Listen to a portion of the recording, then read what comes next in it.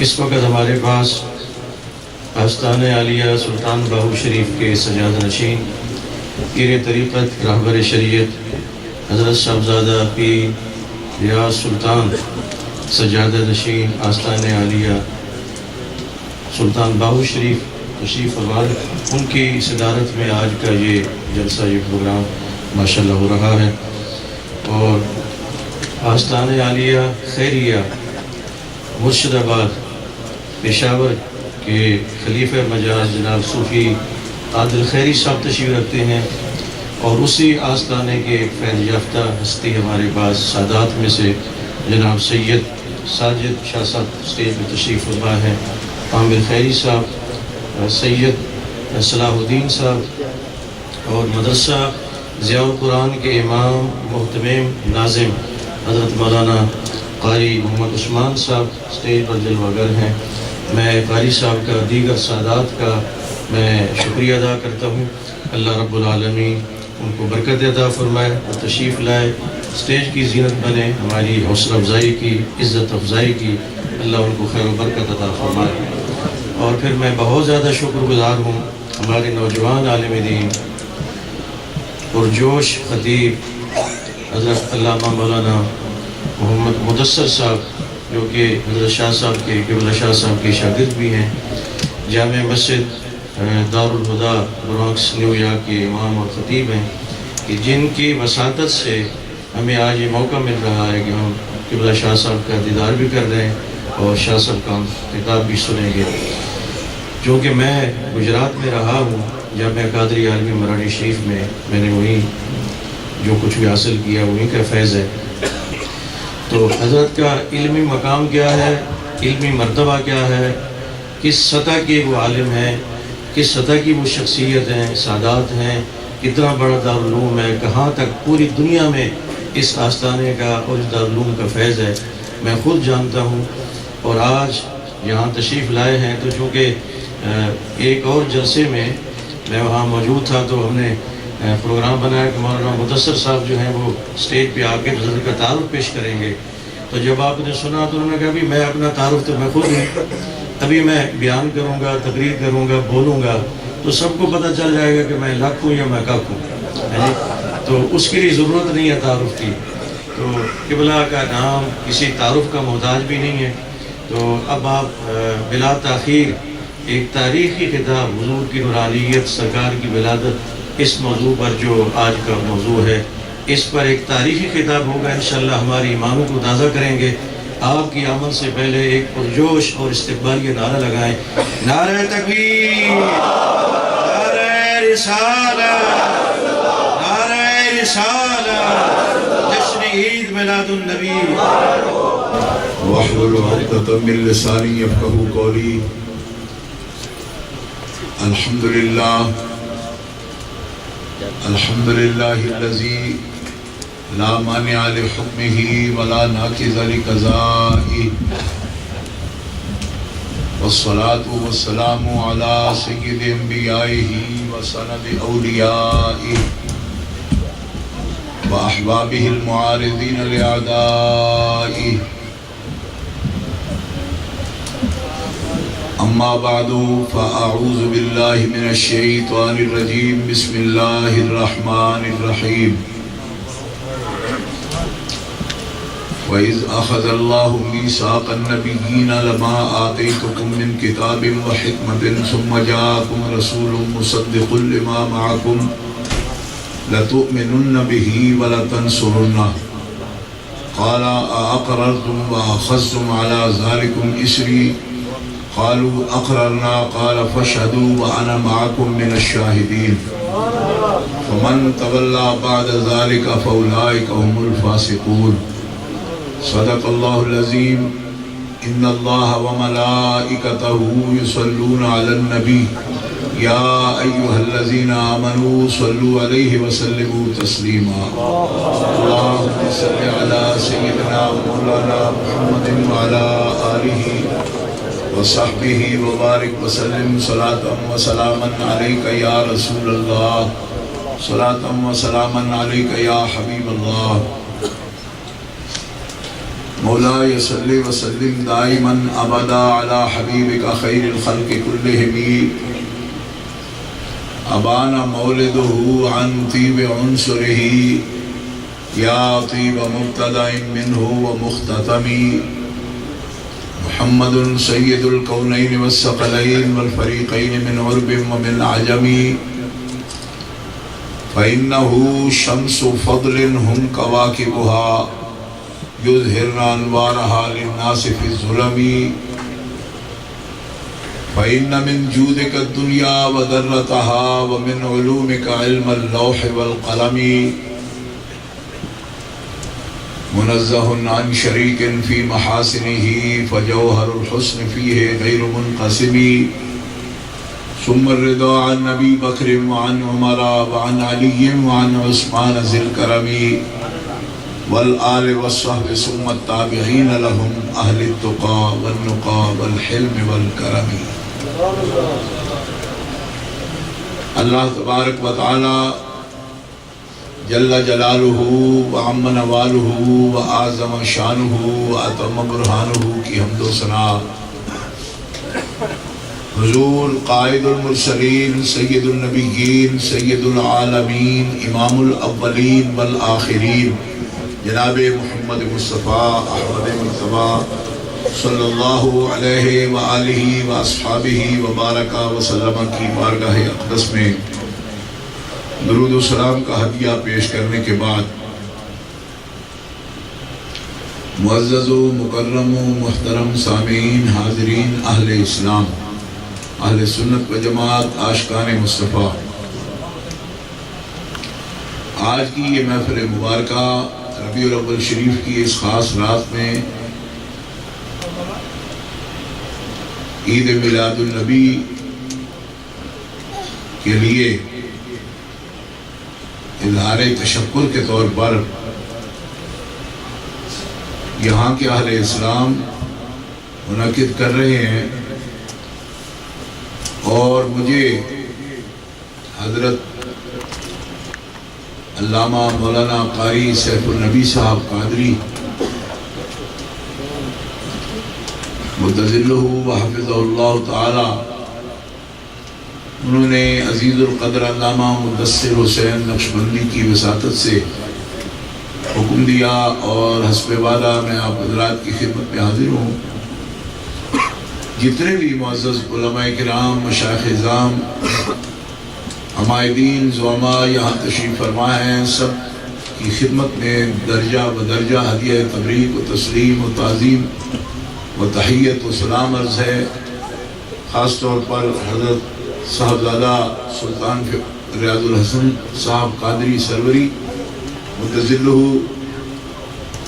اور آستانہ عالیہ خیریہ کے فیض یافتگان، خلفاء کرام اور سادات اعظام، حضرت مولانا سید عبد المنعم شاہ صاحب، اور اس مجلس میں موجود تمام اہل اسلام، سب کی خدمت میں ہدیہ تبریک بھی ہے، ہدیہ تسلیم ہے، اور عید میلاد النبی کی مبارکباد پیش کرتے ہیں۔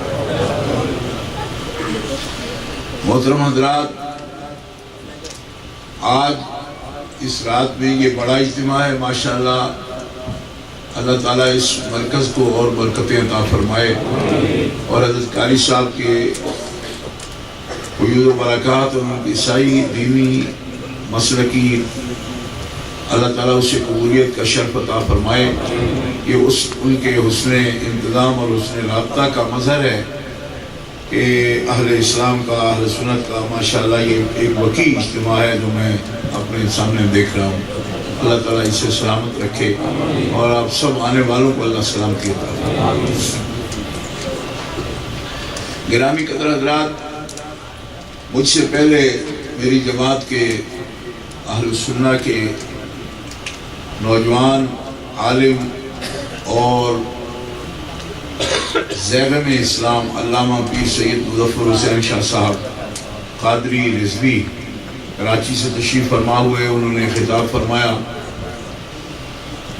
اور یقیناً آپ اس سے معزوز ہوئے ہوں گے۔ وہ ہمارے ایک ذمہ دار عالم دین ہیں اور بہترین دلائل کے ساتھ مزین تقریر فرماتے ہیں۔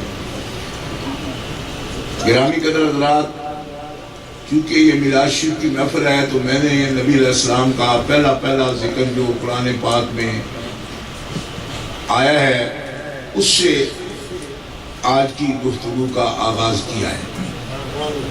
اللہ کے حبیب صلی اللہ علیہ وسلم کا ذکر عالم اجساد سے پہلے کا ذکر آپ کا آیا ہے قرآن میں، اور عالم بشریت سے پہلے کا، ملائکہ کے عالم سے پہلے کا، جنات کی دنیا سے پہلے کا، بلکہ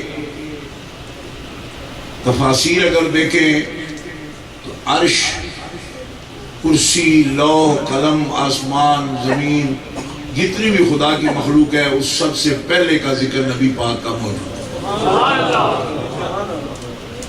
اور اس آیت پاک میں خاص طور پر عالم ارواح میں ایک عہد کا ذکر ہے، میثاق کا ذکر ہے، ایک معاہدے کا ذکر ہے، وثیقے کا ذکر ہے،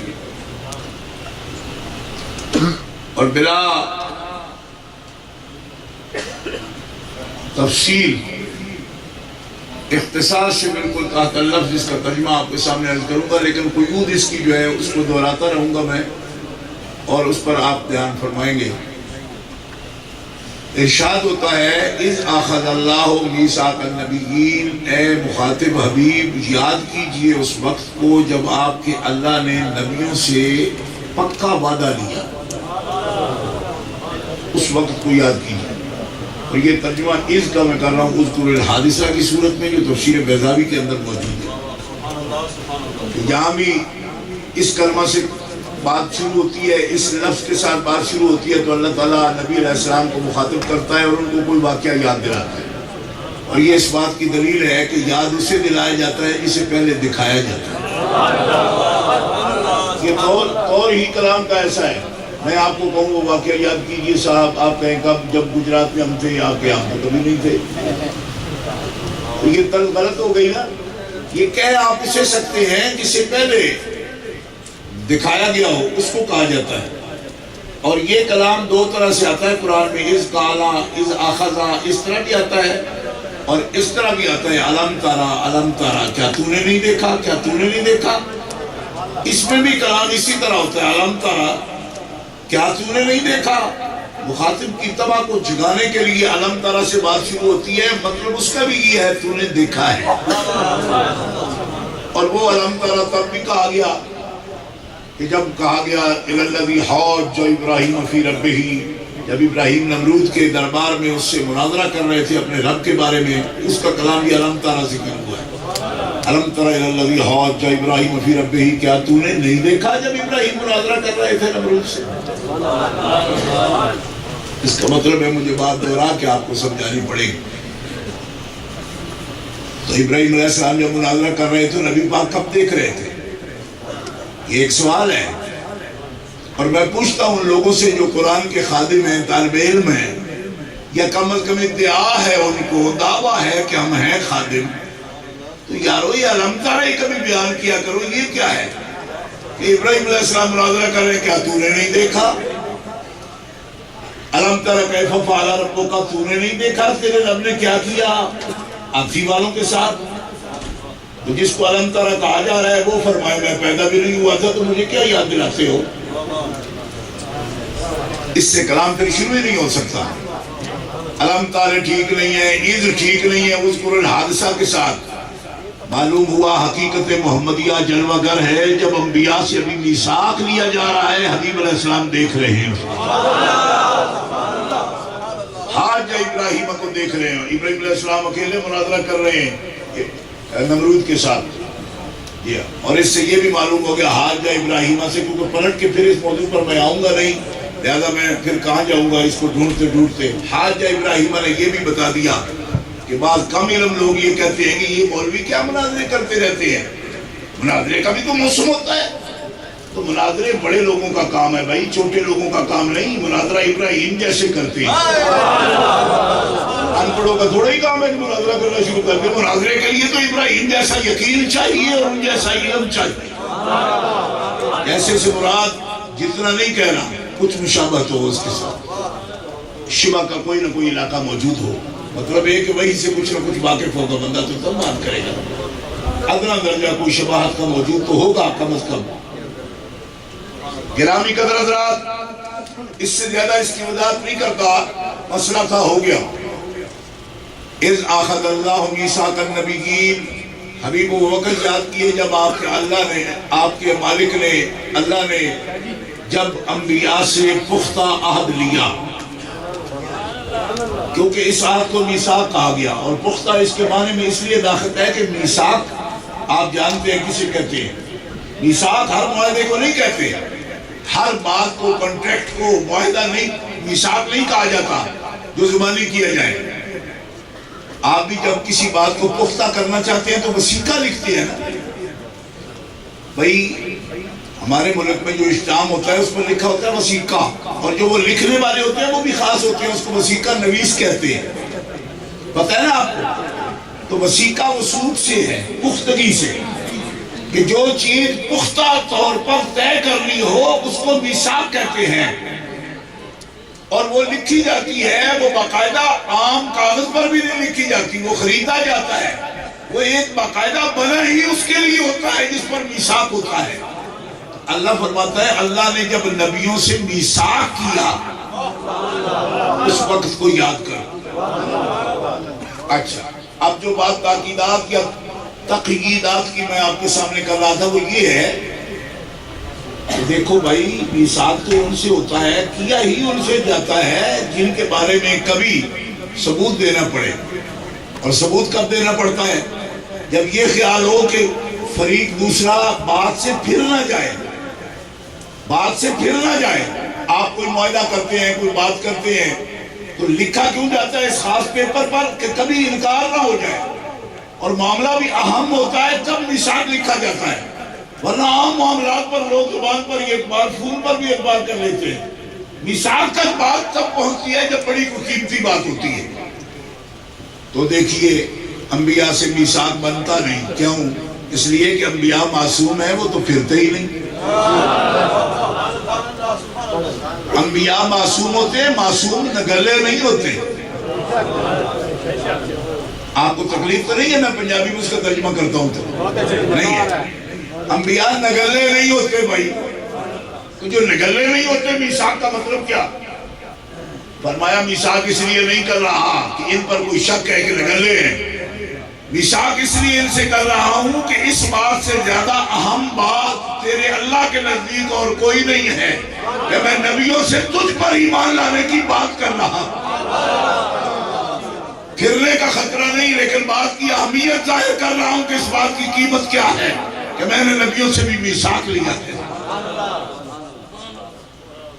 اب آئیے میثاق ہے کیا؟ کہ جب تمہیں کتاب دے دوں اے انبیاء کرام النبیین، اس پر بھی تھوڑا سا لفظ اگر ایک ایک سنتے جائیں گے تو مفہوم پورا ادا ہو جائے گا۔ النبیین، کن سے میثاق لیا؟ النبیین، جمع پر الف لام اور جمع، سارے نبیوں سے، سارے نبیوں سے میثاق لیا، النبیین سب سے۔ تو یہ کب لیا تھا؟ جب ابھی عالم اجساد نہیں بنا تھا، کوئی بشر نہیں بنا تھا، یہ عالم ارواح کی بات ہے۔ عالم ارواح میں بھی نبی ہوتے ہیں، یہ پتہ چل گیا اس سے، کیونکہ اگر نبی نہیں ہوتے تو النبیین کا مطلب کیا؟ یعنی نبی یوں ہی ہوتا ہے وقتی سا پروگرام، اللہ تبارک و تعالیٰ جل شانہ جس کو چاہے نبی بنا دے اور وہ وقتی طور پر بنا دے۔ جی معلوم ہوا یہ تو بڑی پرانی بات ہے، ابھی بندے بنے ہی نہیں تھے، ان کا وجود ہی نہیں بنا تھا، یہ وجود حصی عالم بشریت ابھی بنی نہیں تھی کہ اللہ نے جنہیں نبی بنانا تھا بنا دیا، اسی لیے تو ان کو نبیین کہنا ہے۔ ایک نبی نہیں، سب نبی، سب نبیوں سے اس بات کا میثاق لے لیا کیا کہ تم ہو نبی، اور تم سے میں وعدہ لیتا ہوں کس بات کا کہ لما آتیتکم من کتاب و حکمہ، جب تمہیں دے دوں میں کتاب اور حکمت، یعنی تم اپنی اپنی کتاب اور حکمت کے مطابق نبوت کی تبلیغ کرو۔ ثم جاءکم رسول، پھر آ جائیں میرے رسول، اے نبیوں پھر آ جائیں تمہارے پاس رسول، مصدق لما معکم، ان کی شان یہ ہوگی کہ وہ تصدیق کریں گے جو کچھ تمہارے پاس ہوگا اس کی، وہ تصدیق کرتے ہوئے آئیں گے، تمہاری تکذیب نہیں کریں گے، یہ ان کا کام ہوگا کہ وہ تصدیق کریں گے، اور تم کیا کرو گے؟ لَتُؤْمِنُنَّ بِهِ وَلَتَنْصُرُنَّهُ، تم ضرور بھی ضرور اس رسول پر ایمان لاؤ گے اور ان کی ضرور بھی ضرور مدد کرو گے۔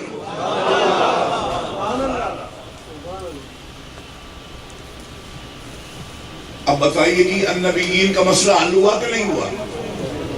نشاندہی کروں گا تو مسئلہ ہو جائے گا، اور نہیں کروں گا کیونکہ آپ کے آداب کو اتھل پتھل نہیں کرنا چاہتا میں۔ جیسے آپ جی رہے جیو، موج سے جیو، میری تقریر کوئی انقلابی نہیں ہے کہ الٹ پلٹ کرے لوگوں کو، آپ کی جو سیٹنگ ہے اسی میں رہیے، لیکن اشارہ کرنا ضروری ہے میرے لیے کیونکہ اس میں مسئلہ ہے۔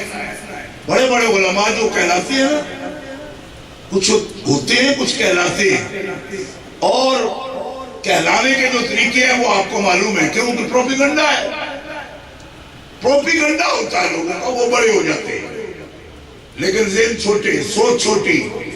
ایک ایسے ہی مولوی صاحب نے لکھا اپنی کتاب میں، اس کی کتاب کا نام بتا دیتا ہوں، رسائل و مسائل اس کتاب کا نام ہے، اس کے اندر لکھا کہ اللہ کے حبیب تو جب نبی ہوئے تب خود نہیں جانتے تھے کہ میں نبی ہونے والا ہوں، اس وقت تک نہیں جانتے تھے، خود لکھا۔ کیوں؟ کہتا ہے اگر پتہ ہوتا تو خشیت والا نفسی کیوں کہتے، حضرت خدیجہ سے جا کر یہ کیوں فرماتے کہ مجھے تو اپنی جان کا خوف ہو رہا ہے؟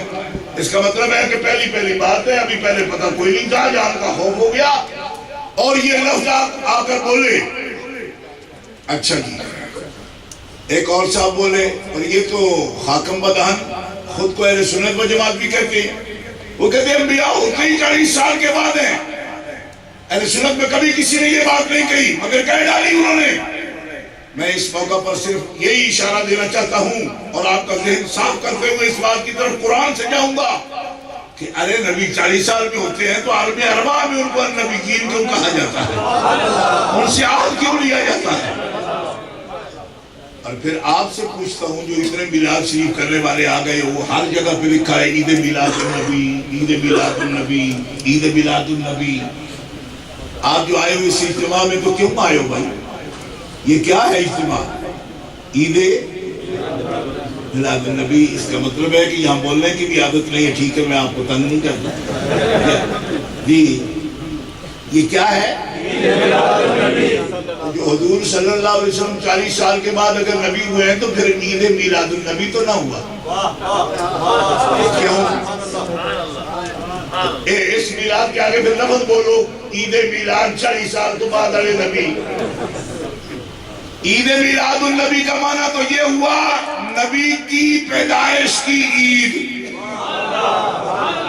لہذا آپ سب لوگ تو یہ گواہی دے رہے ہیں کہ نبی پیدا ہوا تو نبی ہی پیدا ہوا، ورنہ جن علماء نے یہ لکھا کہ پہلے 40 سال وہ ولی تھے تو ان کو کہنا چاہیے عید میلاد الولی، کیونکہ جب پیدا ہوئے تو پھر تو نبی نہ ہوئے ہو تو پھر میلاد النبی کا کیا معنی ہوا؟ پھر تو میلاد الولی ہونا چاہیے، پھر 40 سال بعد جا کے کرو عید میلاد النبی۔ لہذا پوری دنیا میں جشن عید میلاد الولی نہیں ہو رہا، عید میلاد النبی ہو رہی ہے، اور پورا عالم اسلام بتا رہا ہے وہ اور ہوں گے جو ولی کہتے ہیں، ہم تو سارے نبیوں کا ان کو نبی کہتے ہیں۔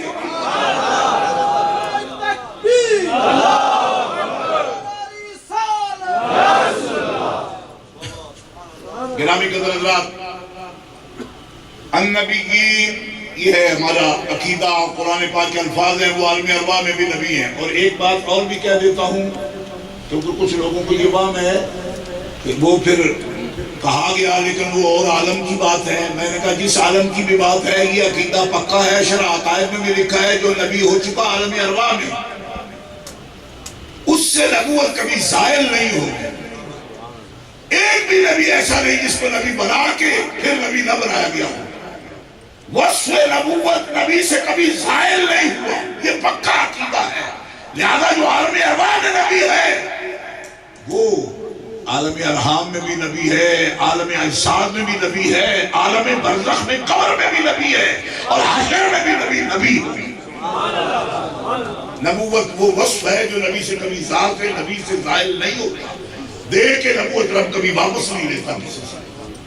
لہذا النبیین کا فیصلہ ہو چکا، ان سے آدھا بھی ہو چکا، اور اسی وعدے میں یہ پتہ چل گیا نبی سارے نبی ہیں، پر جو نبیوں کا نبی ہے، نبیوں پر یہ لازم ہے کہ اس کو نبی مانے، وہ ہے ہمارے آقا جناب محمد رسول اللہ۔ لَتُؤْمِنُنَّ بِهِ وَلَتَنْصُرُنَّ۔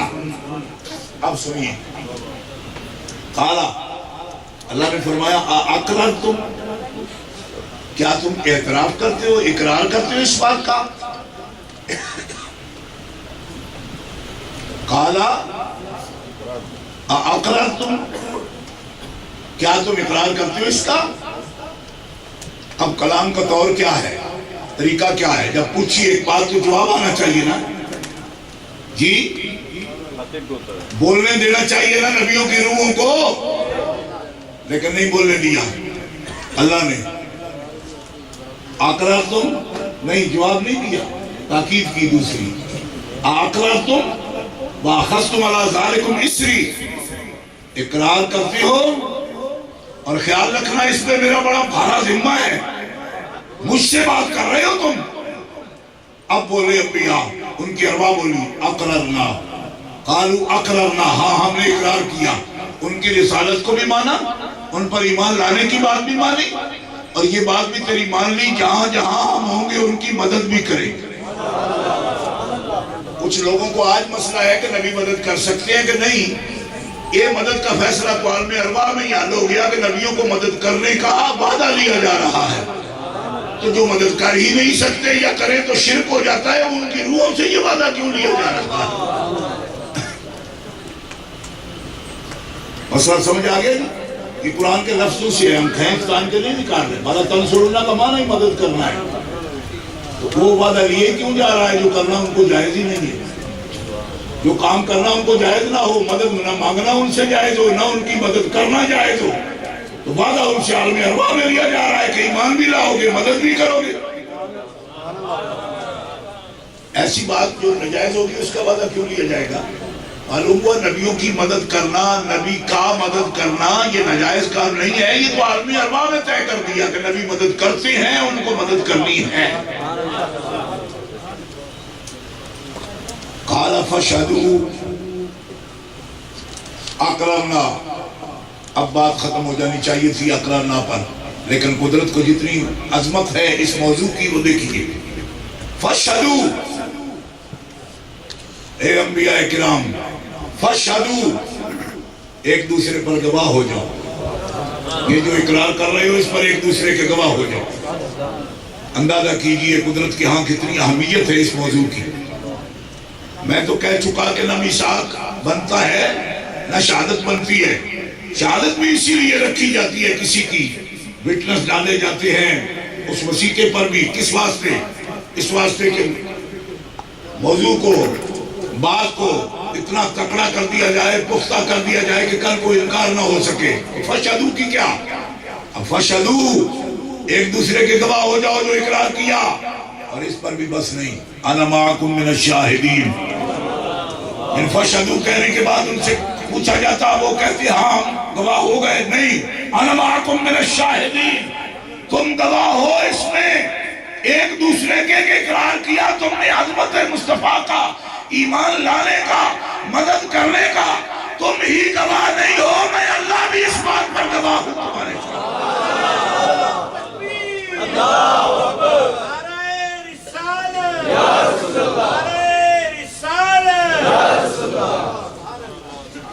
اب اہل اسلام حد ہو گئی، اس بات کی حد ہو گئی، کیا؟ من تولا بعد ذالک، من تولا بعد ذالک، جو تم میں سے پھرے گا اس معاہدے سے، بعد اس کے جو بات ہو چکی، جو اس کو پیٹ دے جائے گا، پھر جائے گا، پھرے گا اس بات سے جس کا ہم سے میثاق کیا اس نے، من تولا بعد ذالک، اس معاہدے کے بعد جو اس سے پھرے گا، اولئک هم الفاسقون، وہ نبی نہیں رہے گا، وہ فاسق ہو جائے گا۔ اب اس تاکید پر سارے مفسر یہ لکھتے ہیں کہ نبیوں سے تو پھرنے کی توقع ہی نہیں ہے، نہ وہ پھرتے ہیں، وہ معصوم ہیں۔ مخاطب ان کو کیا جا رہا ہے، پیغام قیامت تک آنے والے انسانوں کو دیا جا رہا ہے، جو میرے محبوب کو پشت کرے گا وہ سب سے اونچے درجے کی ہستی ہو، یعنی نبی ہو، تو اسے نہیں معاف کیا جاتا۔ تم میں سے اگر کوئی نبی الانبیاء کی تعظیم نہ کرے، ان پر ایمان نہ لائے، ان کی مدد نہ کرے اور ان کی تعظیم و تکریم کا حق ادا نہ کرے، تو جب انبیاء سے نبوت لے لی جاتی ہے تو تمہارے پاس ایمان کہاں سے رہے گا؟ من تولا بعد ذالک فاولئک هم الفاسقون، وہ جہنم میں گیا جو ان سے مستغنی ہوا ہے خلیل اللہ کو حاجت رسول اللہ۔ اب آئیے، قرآن پاک کی اس آیت میں سارے مسائل بیان ہو گئے، مگر اس کی تھوڑی تشریح، کیونکہ جو ٹائم ہے میرا اس میں کروں گا، لیکن موضوع جو ہے وہ مکمل ہو چکا ہے اس آیت کے ترجمے کے ساتھ۔ ہر بات قرآن کی اس آیت میں آ گئی، حضور کا نبی ہونا بیان ہو گیا سب انبیاء سے پہلے۔ اور نبی کون ہوتا ہے؟ جس پر اللہ کی وحی آتی ہے۔ علماء کو اس بات کا دھوکہ ہوا کہ وحی آتی ہے تو وحی تو 40 سال میں آئی، اس بات سے ان کو دھوکہ ہو گیا کہ بعثت شریفہ، میں نے کہا ایک وحی وہ ہے کہ یہ تبلیغ کیجئے، ایک وحی یہ ہے کہ آپ ہیں نبی۔ اس بات کا فرق سمجھ رہے ہیں آپ؟ نبی کو یہ وحی ہونا کہ آپ نبی ہیں، نبی کو یہ وحی ہونا کہ ان کو نماز دے دو، ان باتوں میں بڑا فرق ہے۔ نبی کو یہ وحی کہ آپ منصب نبوت پر فائز ہیں، یہ ان کی اس حیثیت کو ثابت کرتا ہے کہ وہ وصف نبوت سے متصف ہو چکے ہیں۔ نبی کو یہ وحی کہ اپنی امت کو ارشاد کر دو، یہ ہے نبوت کا کام۔ کار نبوت تبلیغ توحید اور احکام خداوندی پہنچانا، اس کی جب اجازت ہوگی، جب حکم ہوگا تو شروع ہو جائے گا، لیکن آپ نبی ہیں، یہ کب ہوگا؟ جب یہ بتا دیا عالم ارواح نہیں، ان کو ہم نے وصف نبوت سے متصف فرما دیا۔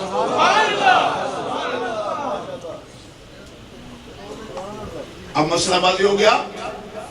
حضرت جابر بن عبداللہ رضی اللہ تعالیٰ عنہ نبی کریم علیہ السلام سے سوال کرتے ہیں، یا رسول اللہ متى وجبت لک النبوہ، آپ نبی کب ہوئے؟ آپ نبی کب ہوئے؟ جامع ترمذی شریف میں یہ حدیث موجود ہے، امام ابو عیسیٰ ترمذی اس کو روایت کر رہے ہیں اپنی سند کے ساتھ۔ تو نبی علیہ السلام کا ارشاد ہے، یہ مشہور حدیث ہے، ہر مسلمان کے پاس یہ موجود ہے۔ حضور فرماتے ہیں، کنت نبیا وآدم بین الروح والجسد وآدم بین الماء والطین۔ ابھی آدم علیہ السلام کا تخلیق کا عمل مکمل نہیں ہوا، روح اور جسم کا رابطہ آپس میں بھی قائم بھی نہیں ہوا تھا، میں محمد اس وقت بھی نبی تھا۔ حضرت جابر بن عبداللہ کی یہ سوال ہے نبوت کے بارے میں بھی، اور دوسرا سوال آپ کی تخلیق کے بارے میں، یہ بھی جابر بن عبداللہ کا ہی ہے۔ حضرت جابر بن عبداللہ آپ خود بھی صحابی ہیں، آپ کے باپ بھی صحابی ہیں، اور بڑے جلیل القدر صحابی ہیں، مدنی صحابی ہیں۔ حضرت جابر بن عبداللہ نے پوچھا، یا رسول اللہ، اور حدیث کو جب روایت کی تو کہتے ہیں، سألت رسول اللہ، میں نے پوچھا رسول اللہ سے، عن اول شیء خلقہ اللہ تعالی، میں نے پوچھا رسول اللہ سے اس پہلی شے کے بارے میں جسے رب نے پیدا کیا، تو فرمایا ہوا نور نبی کا، یا جابر، اللہ نے سب سے پہلے تیرے نبی کے نور کو پیدا کیا۔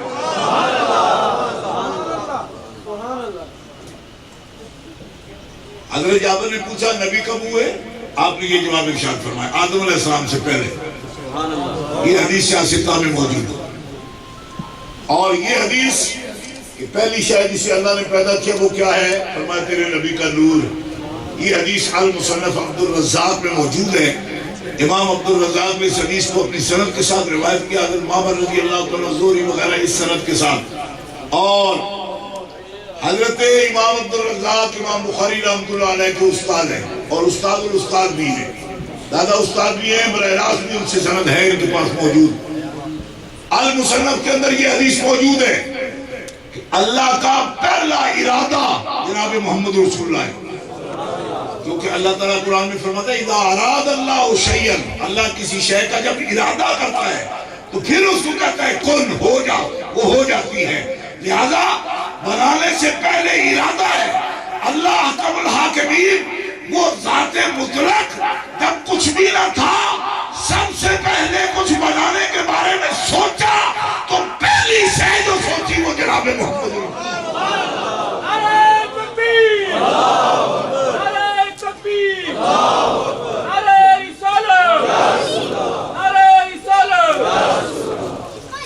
اب یہ موضوع بڑا نازک ہے، میں بہت ذمہ دار لوگوں کو یہ بات سمجھ سکتا ہوں، سب سے یہ بات نہیں کر پاتا، لیکن یہاں یہ سوال ہوتا ہے جب سوچا تھا، جب سوچا اذا اراد اللہ شیئا، یہ ویسے ہی قانون ہے قدرت کا، جب ارادہ کرتا ہے اللہ کسی شے کا تو پھر اس کو کہتا ہے کن۔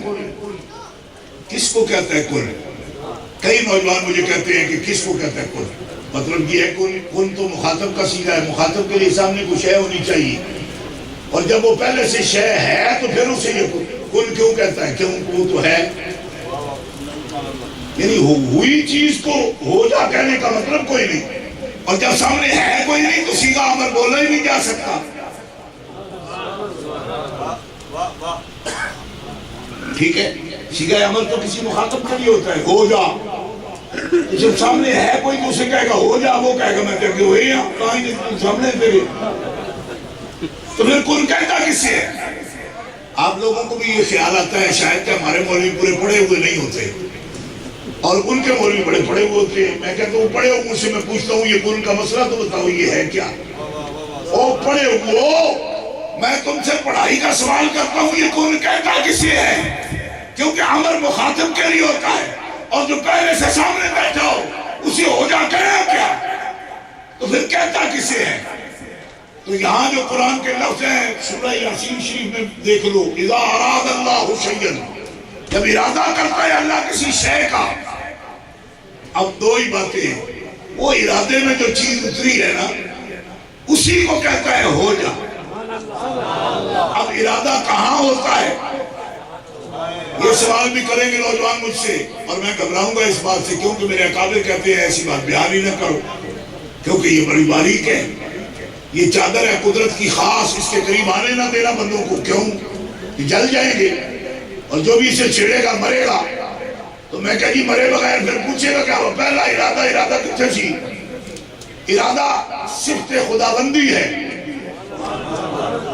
اتنا مجمع بیٹھا ہے سنیوں کا، میں آپ سے پوچھتا ہوں کہ خدا کی صفات ذاتیہ قدیمہ کتنی ہیں؟ آپ توحید ہے نا، 29 اس کے نام ہیں، کتنے بول رہے ہیں؟ 99، 29 نہیں کہتے، 99 کہنا چاہتے تھے آپ؟ میں نے صحیح کیا آپ کو، لیکن پھر بھی یہ غلط ہے۔ 99 اس کے اسماء صفات ہیں، میں صفات ذاتیہ قدیمہ کی بات کر رہا ہوں، صفات ذاتیہ قدیمہ ان کی بات کر رہا ہوں، اسماء صفات اضافیہ کی بات نہیں کر رہا۔ صفات ذاتیہ قدیمہ وہ کتنی ہیں؟ ہر مومن کو اس کا پتہ ہونا ضروری ہے اپنے رب کے بارے میں۔ آپ کہتے ہو نا کہ ہم اللہ کو بڑا جانتے ہیں، تو میں پوچھ رہا ہوں کہ اللہ تعالیٰ کی صفات ذاتیہ قدیمہ کتنی ہیں؟ تو سسپینس نہیں، میں آپ کو بتانے ہی تو آیا ہوں، اور نہ کوئی اس پر آپ کو چھوٹا ہونے کی ضرورت ہے، مولویوں کو ہی کام ہے کہ آپ کو بتائیں، جب نہ بتائیں تو مجرم ہم ہیں، اور بتائے ہوا یاد میں رکھ سکیں تو پھر مجرم آپ ہیں، کیونکہ ہم اللہ کی بارگاہ میں کہہ سکتے ہیں ہم نے بتا دیا تھا، انہوں نے یاد نہیں رکھا، کیوں کہ بڑے بوچھل بھرے ہوئے تھے ان کے دماغ میں، تو درمیان میں تیری صرف تمہاری تو کوئی جگہ باقی نہیں تھی، کھوپڑی میں بھی نہیں تھی، دل میں بھی نہیں تھی، ہم نے تو کہہ دیا تھا سپیکر لگا کے قاری شیخ النبی کے جلسے میں بتا دیا تھا کہ تیری صفات ذاتیہ قدیمہ کتنی ہیں، تو یاد کرو، بار بار نہیں کہوں گا۔ پہلی صفت ہے خدا کی حیٌ، حیات پہلی صفت ذاتی ہے، اللہ کی حیات صفت حیون کہتے ہو یا حیو کہتے ہو، یہ پہلی صفت ذاتی ہے ذات باری تعالیٰ کی. نوٹ رکھنا اپنے پاس، اس کو بالکل ہاتھ پر ایسے ہاتھ رکھ کے کرنا. جس نے انگلیاں دی ہیں نا اسی کے لیے انگلیاں استعمال میں لے آنا. حیون دوسری صفت، علیم، حیات، علم، قدرت، ارادہ، کلام، سمع، بصر. 7 ہو گئی. کتنی ہوئی؟ 7. یہ لوگ آپ روزانہ دہراتے رہتے ہو مگر آپ کو پتہ نہیں ہے، اور آپ کو پتہ نہ ہونا تو بڑی مشکل بات نہیں. میں نے ایک بہت بڑے مولوی صاحب تھے، ان سے پوچھ رہی ہے. میں نے کہا اتنی جو بات کر رہے ہو کہ شرک ہوتا ہے فلاں ہوتا ہے، مجھے یہ بتاؤ خدا کی صفات ذاتیہ قدیمہ ہیں کتنی؟ میں کہا استادوں نے بتایا نہیں، بنڈ کر کے نہیں بتایا. میں کہا بنڈ کر کے پڑھا بتا کے آ پھر بات صحیح کر. بات کی اتنی جلدی کیا ہے؟ دیکھا آپ نے جس طرح آج کل سیاستدان باتیں کر رہے ہوتے، تیاری ہوتی، کوئی نہیں تو بات شروع کر دی. اسی طرح مولویوں کو بھی کار ہوتی ہے بات. میں نے کہا بات میں پہلے معلومات اپنے لیے تو اکٹھی کر لو. اللہ کی 7 صفتیں ذاتی قدیم اور باقی سب، یہ 7 صفتیں کیوں گرمائی؟ اس لیے کہ باقی سب صفات اسی سے متفرع ہیں. ان کو صفات اضافیہ کہتے ہیں، ان کو صفات ذاتیہ کہتے ہیں. صفات ذاتیہ ابھی آپ کو سمجھ بھی آ جائے گی کہ شرک کو اتنا قریب نہیں رہتا جتنا قریب لوگوں نے کر لیا ہے. وہ تو اس طرح بنا دیا جس طرح آپ نے کرتا پہنا ہوا ہے، ایسا قریب نہیں ہے. وہ حی ہے، وہ علیم ہے، وہ قدیر ہے، وہ مرید ہے، وہ سمیع ہے، وہ بصیر ہے، وہ قدیم ہے. گرامی قدر حضرات، یہ صفات ذاتیہ قدیمہ اس میں سے ایک صفت ہے ارادہ. اللہ کہتا ہے اذا اراد اللہ، جب ارادہ کرتا ہے اللہ. اس لیے کوئی بھی چیز تخلیق کرتا ہے سب سے پہلے ارادہ کرتا ہے، سب سے پہلے ارادہ کرتا ہے. جس کو آپ کہتے ہیں پلاننگ. شاید یہ پلاننگ لفظ پورا نہ صحیح ہو لیکن میں بول رہا ہوں، مجھے یہی سمجھ آ رہی ہے. ایک منصوبہ ہے، ایک پلاننگ ہے، ایک ارادہ ہے، ایک سوچ ہے. ارادہ ہے تو رب کا پہلا ارادہ محمد رسول اللہ ہے. سوچ ہے تو سب سے پہلی سوچ محمد رسول اللہ ہے. اگر یہ خیال ہے تو رب کا پہلا خیال محمد رسول اللہ ہے. اگر یہ خلق ہے تو سب سے پہلی خلق محمد رسول اللہ ہے. اگر یہ عمل ہے تو سب سے پہلا عمل رب کا محمد رسول اللہ.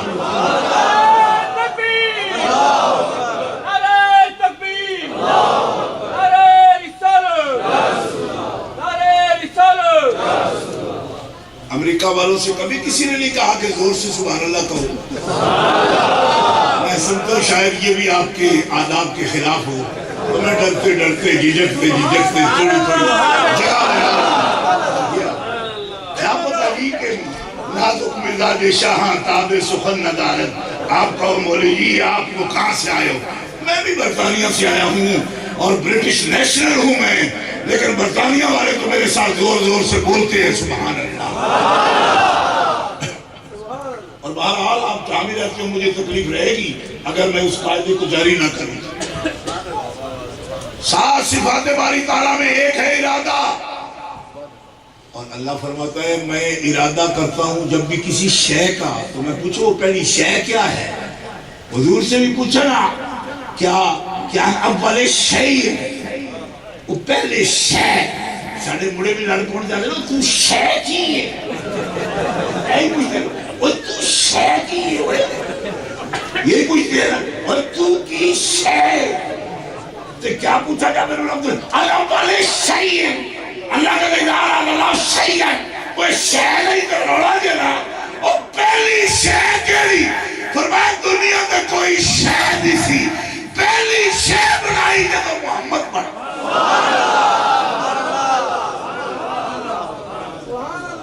اور یہ قرآن پاک کا لفظ میں بول رہا ہوں اور حدیث پاک سے اس کی تشریح پیش کر رہا ہوں. اول شے کا تعلق شاہ سے ہے. شاہ چاہت کو کہتے ہیں. چاہت جب کوئی نتیجہ دے تو وہ شے بن جاتی ہے. شاہ کہتے ہیں نا وَتُعِزُّ مَن تَشَاءُ وَتُذِلُّ مَن تَشَاءُ، جی ما شاء اللہ کانا ومن لم یشاء لم یکن، جو چاہے تو ہو جاتا ہے، نہ چاہے تو نہیں ہوتا، جو چاہا تو سب سے پہلا اس کی چاہت کا نتیجہ صورت محمدیہ ہوا نور نبی کا یا جابرو، تو نے شے پوچھی ہے، پہلی شے جو رب نے سوچی ہے وہ تیرے نبی کا نور ہے۔ کچھ تھوڑی زندگی اور حرارت معلوم ہوئی آپ حضرات کے اندر، اللہ تعالیٰ اس کو سلامتی عطا فرمائے۔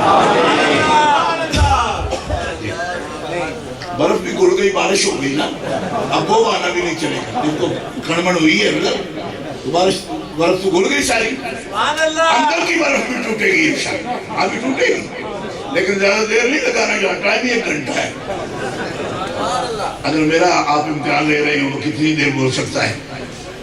ایسا نہیں، پہلی شے حضور ہے۔ اب کوئی پوچھے کہ سرکار یہ خاص سوال ہے اور یہ بچے پوچھتے ہیں، ان کے لیے کرتا ہوں میں، برطانیہ میں مجھ سے پوچھتے جو میں کلاس پڑھاتا ہوں، میٹیریل کیا تھا آپ کا؟ نور نبی کا کہا تو کیا میٹیریل تھا؟ اجزائے ترکیبی کیا تھے؟ کس چیز سے بنایا؟ کیونکہ بچوں کا شاید یہ خیال ہے کہ ہر شے کسی نہ کسی شے سے بنتی ہے،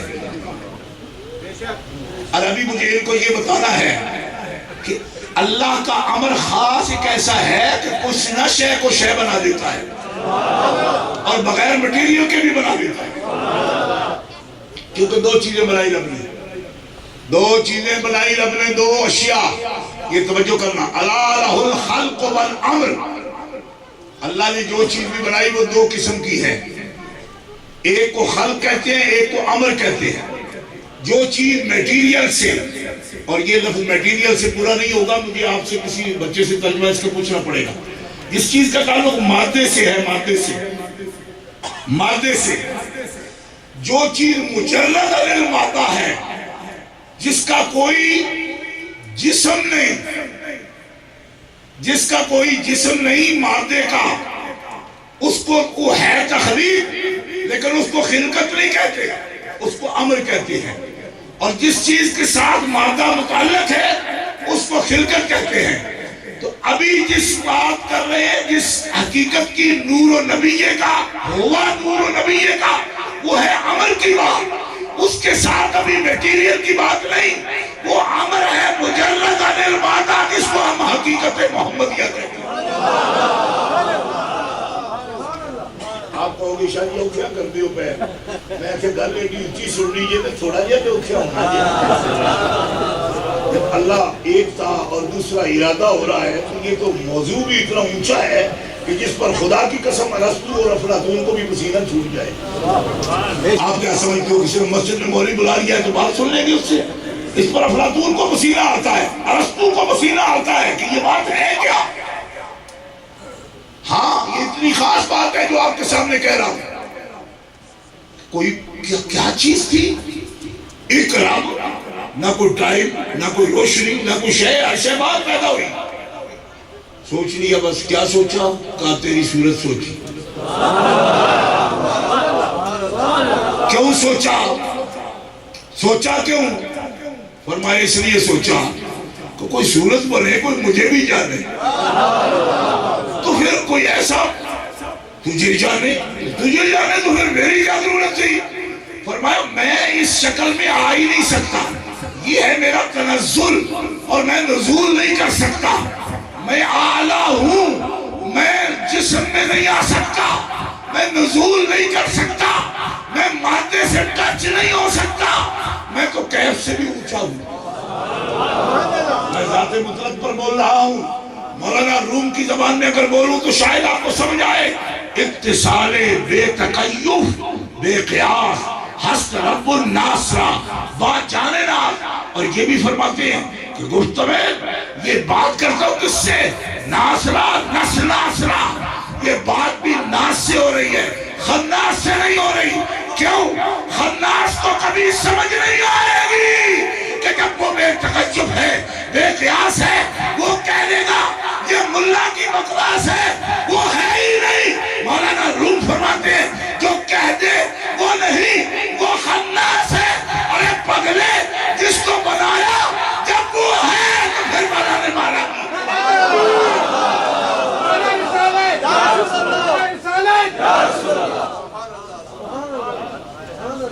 آخری صورت میں کچھ کو ناس کہا، کچھ کو خناس کہا.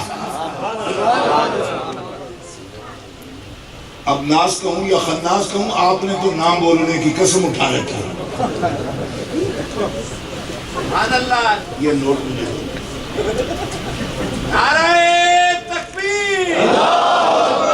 کوئی دوستوں کو معلوم ہوگا کہ یہ مولوی شاید ہم پیسے دیتے رہتے تو بولتے رہتے. میں سب پھینکوں گا آپ کی طرف، آپ زور سے صرف سبحان اللہ کہہ دیں. چلو یہ لوٹا نہیں روڑا، یہ سارے لہروں کے تب کیا کو سبحان اللہ نہیں دینا مجھے. لے لو لیکن زور سے سبحان اللہ تو کہتے ہیں. یعنی آپ کے اندر یہ نوٹ بھی جو ہے نا خماری پیدا کرتے ہیں. مولوی ہوندے نے اسی پیسے دینے آؤ تقریرا کرتے رہتے ہیں. خدا تو ناجے پیسے تو بڑی اچھی گل دی. یہ ہاتھ جوڑ کے آپ کو کہہ رہا ہوں کہ نکالو اندر سے. گھر آنا ہے محفل جانا میں، پندار خودی کو توڑ کیا. اے ہوش و خرد کے دیوانے، یہ ہوش و خرد کا کام نہیں.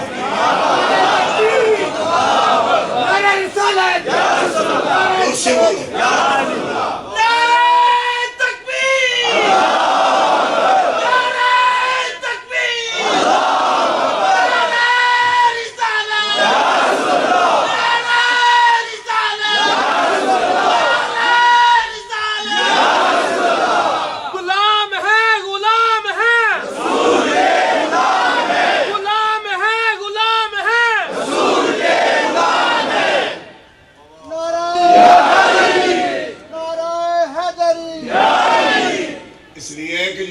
کرتے ہیں. ہمارے اندر بھی اس کا ایک ملکہ ہوتا ہے.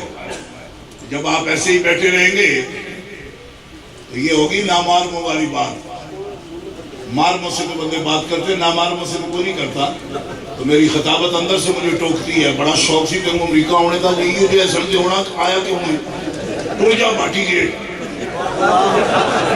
اور بندے بول دیتے ہیں آپ کو سبحان اللہ پہ کر دینے اس حبیب نال پیار سے کر دے رہے جی یہ گلہ پیا کرنا ہے. میں تو آپ کے دروازے کی بات کر رہا ہوں، داتا حضور کے دروازے کی تو بات کر رہا ہوں. ہاں گرامی قدر حضرات توجہ کرنا. سب سے پہلی سوچ، سب سے پہلا ارادہ، سب سے پہلی شے، سب سے پہلی تخلیق. اور یہ جو حضرت آدم علیہ السلام کی بات ہے ہمارے ابا جان کی، یہ بڑی بات کی بات ہے. ایک مولوی صاحب سے میرا مناظرہ ہو رہا تھا خانے وال میں. وہ کہنے لگے وہ کیسے نور ہوتا ہے جس کے ماں باپ ہوتے ہیں. میں کہ جس کے ماں باپ نہیں ہوتے اس کو نور مانتے ہو؟ یہ بڑی بات کی انہوں نے. اس کو کیسے مانے جس کے ابھی اپنے اسکر صاحب قبلہ مدینہ منورہ سے پیغام لائے، نانا نانی دادا دادی تک پہنچ گئے. تو مولوی صاحب کہنے لگے جس کا نانا نانی دادا دادی ابا اماں ہوتا ہے وہ کیسے نور ہوتا ہے؟ میں کو جس کا دادا دادی نانا نانی ابا اماں نہیں ہوتا وہ نور ہوتا ہے؟ کہنے لگے ہاں. تو میں نے کہا آدم علیہ السلام کی نہ نانی نہ نانا نہ دادی نہ دادا نہ ابا نہ اماں، پھر ان کو نور مان. پھر ان کو مان کہ وہ تو بشر ہے. میں نے کہا اس لیے امبا ابا کی کیا بات ہوئی؟ وہ چاہے تو بشری لباس میں نور کو بھیج دے. زور سے کہو سبحان اللہ. اور تمہیں سمجھ بھی نہ آئے لیکن جسے آئے وہ ابو بکر صدیق بن جائے. اب وہ تو ایک ہی بنے ہیں، باقی ان کے غلام بن جائے. سمجھ آئے تو عمر فاروق بن جائے، سمجھ آئے تو عثمان غنی بن جائے، سمجھ آئے تو علی شیر خدا بن جائے. دور سے کہو سبحان اللہ. ایک آدمی مجھے کہنے لگا یہی تمہاری مولویوں کی عادت ہے، 15-20 منٹ بعد بندے جھاڑو بڑھا لیندے ہو، پھر گلا کری جاندے ہو تو سبحان اللہ کرائی جاندے ہو. میں کہا چلو یہ قانون ہے وہ چلن دیو، تسا ڈکا پا کے کی لینا. جی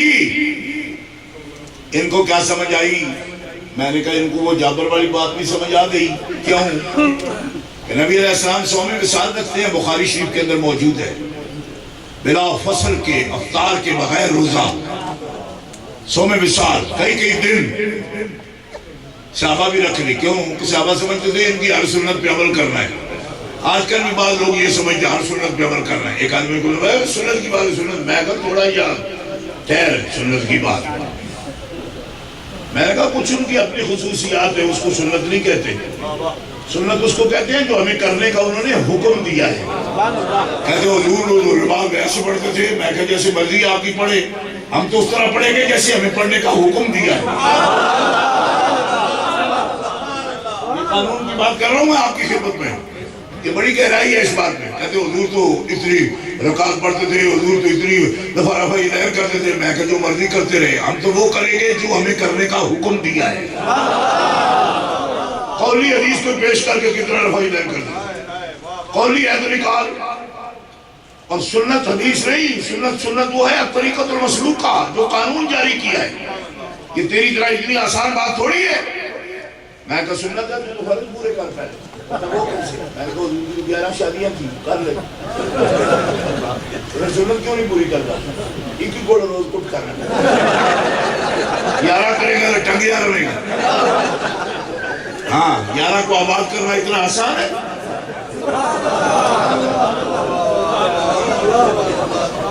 ہائے ہائے ہائے, میں قربان جاؤں. ان کی بھی بات اگر بتاؤں, بات ہے اصل میں محبت کی. کوئی بات نہیں, جب میں کرتا ہوں تو بات سے بات آ جاتی ہے. حضرت عائشہ صدیقہ نے اور حضرت حفصہ نے نبی علیہ السلام کی بارگاہ میں عرض کی, یا رسول اللہ, ایک ایک جوڑا کپڑوں کا ہے ہمارے پاس, کوئی 2 3 جوڑے کپڑوں کے مل جائے, کوئی خادمہ کوئی ملے, کوئی گھر میں کام کر دیا کرے. نبی علیہ السلام نے فرمایا میں اللہ تعالیٰ سے پوچھوں گا اس بارے میں. اللہ سے پوچھوں گا. یہ شادیاں یوں ہی نہیں ہیں کہ عورتیں یہ نکاح ہو گیا نا, یہ بڑا بلند نصاب ہے. میں پوچھوں گا اللہ سے. اب اللہ کی بارگاہ میں عرض کی, بیویوں نے کہا ہے کہ 2 جوڑے اور خادمہ.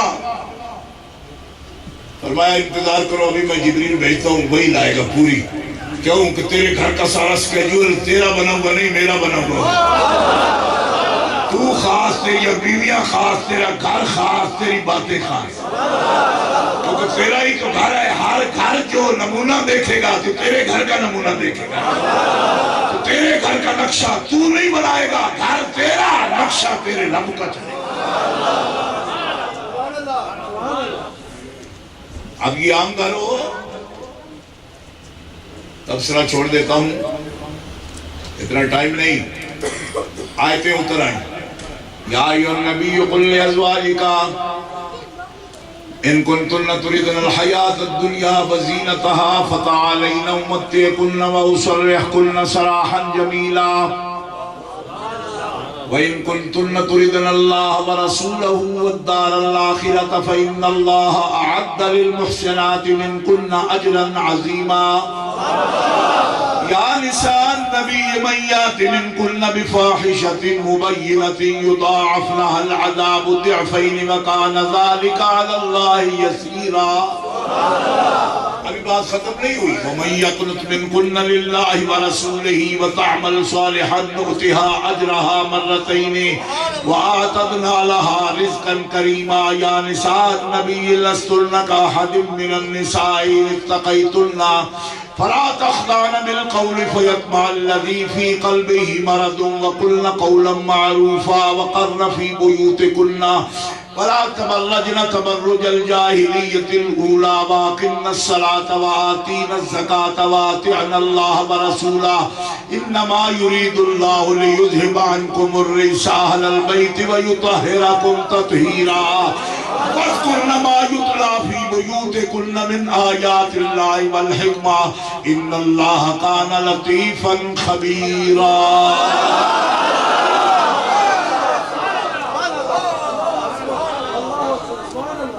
اللہ اللہ اللہ اللہ.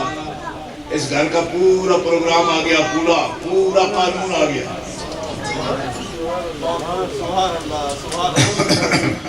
توجہ ہے. سوال دو جوڑے آنا, جواب پورے رکھو ہے نا. اب بھی سبحان اللہ نہ کہو تو دل نہیں آتا. دو جوڑے آنا, سوال جواب پورے رکھو ہے. اور صاحب نصیبی میں کہ بولی تسی کتھے اکھے اے آم کے آؤ سانو بھی پتہ ہے آؤ اور تو کتھے تیرا گھر کتھے کمڑی دنیا ریس کریں دی مائیے مگر آپ کدھر ہو جی کہاں ہو اے نبی اپنی بیویوں سے کہہ دو دنیا کا ارادہ ہے دنیا کا ارادہ ہے دنیا کی زیب و زینت کا ارادہ ہے فتح علیہ بلا لو آ جاؤ امتیہ کنہ میں دیتا ہوں دنیا اسرح کنہ سراحا جمیلہ دنیا بھی دے دوں گا دنیا کی زینت بھی دوں گا اور چھٹی بھی دوں گا کیوں یہ اللہ کا حکم ہے وَإِن كُنْتُنَّ تُرِدُنَ اللَّهَ وَرَسُولَهُ وَالدَّارَ الْآخِرَةَ اللہ چاہیے رسول چاہیے اور آخرت کی زندگی چاہیے تو پھر رسول کو دیکھتی رہو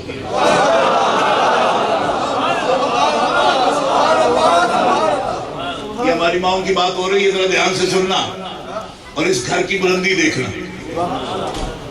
اے نبی کی بیویوں کبھی تم سے معمولی سبھی اللہ کے نبی کی مرضی کے خلاف بات نہیں ہونی چاہیے کیوں اس لیے کہ اس کی دوری مار ہوگی ایک مومنہ ہونے کی وجہ سے ایک نبی کے گھر والے ہونے کی وجہ سے ڈیوٹیاں بڑی بلند ہیں تمہاری آج کل تو لوگ کہتے ہیں کہ ہم خاص ہیں کیونکہ ہم سادات ہیں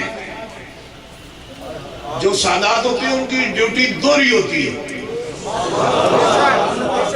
ہمارے ملکوں میں سادات ہونے کی نشانی یہ ہے کہ سادات سے مطلب سرداروں کا خاندان ان کا مطلب یہ ہوتا ہے کہ سردار کو کوئی پوچھ نہیں سکتا سردار کو کوئی پکڑ نہیں سکتا سردار کو کھلی چھٹی ہے یہ اس طرح کے سردار نہیں یہ نبی کا خاندان اس طرح کا سردار ہے کہ ڈیوٹی دوری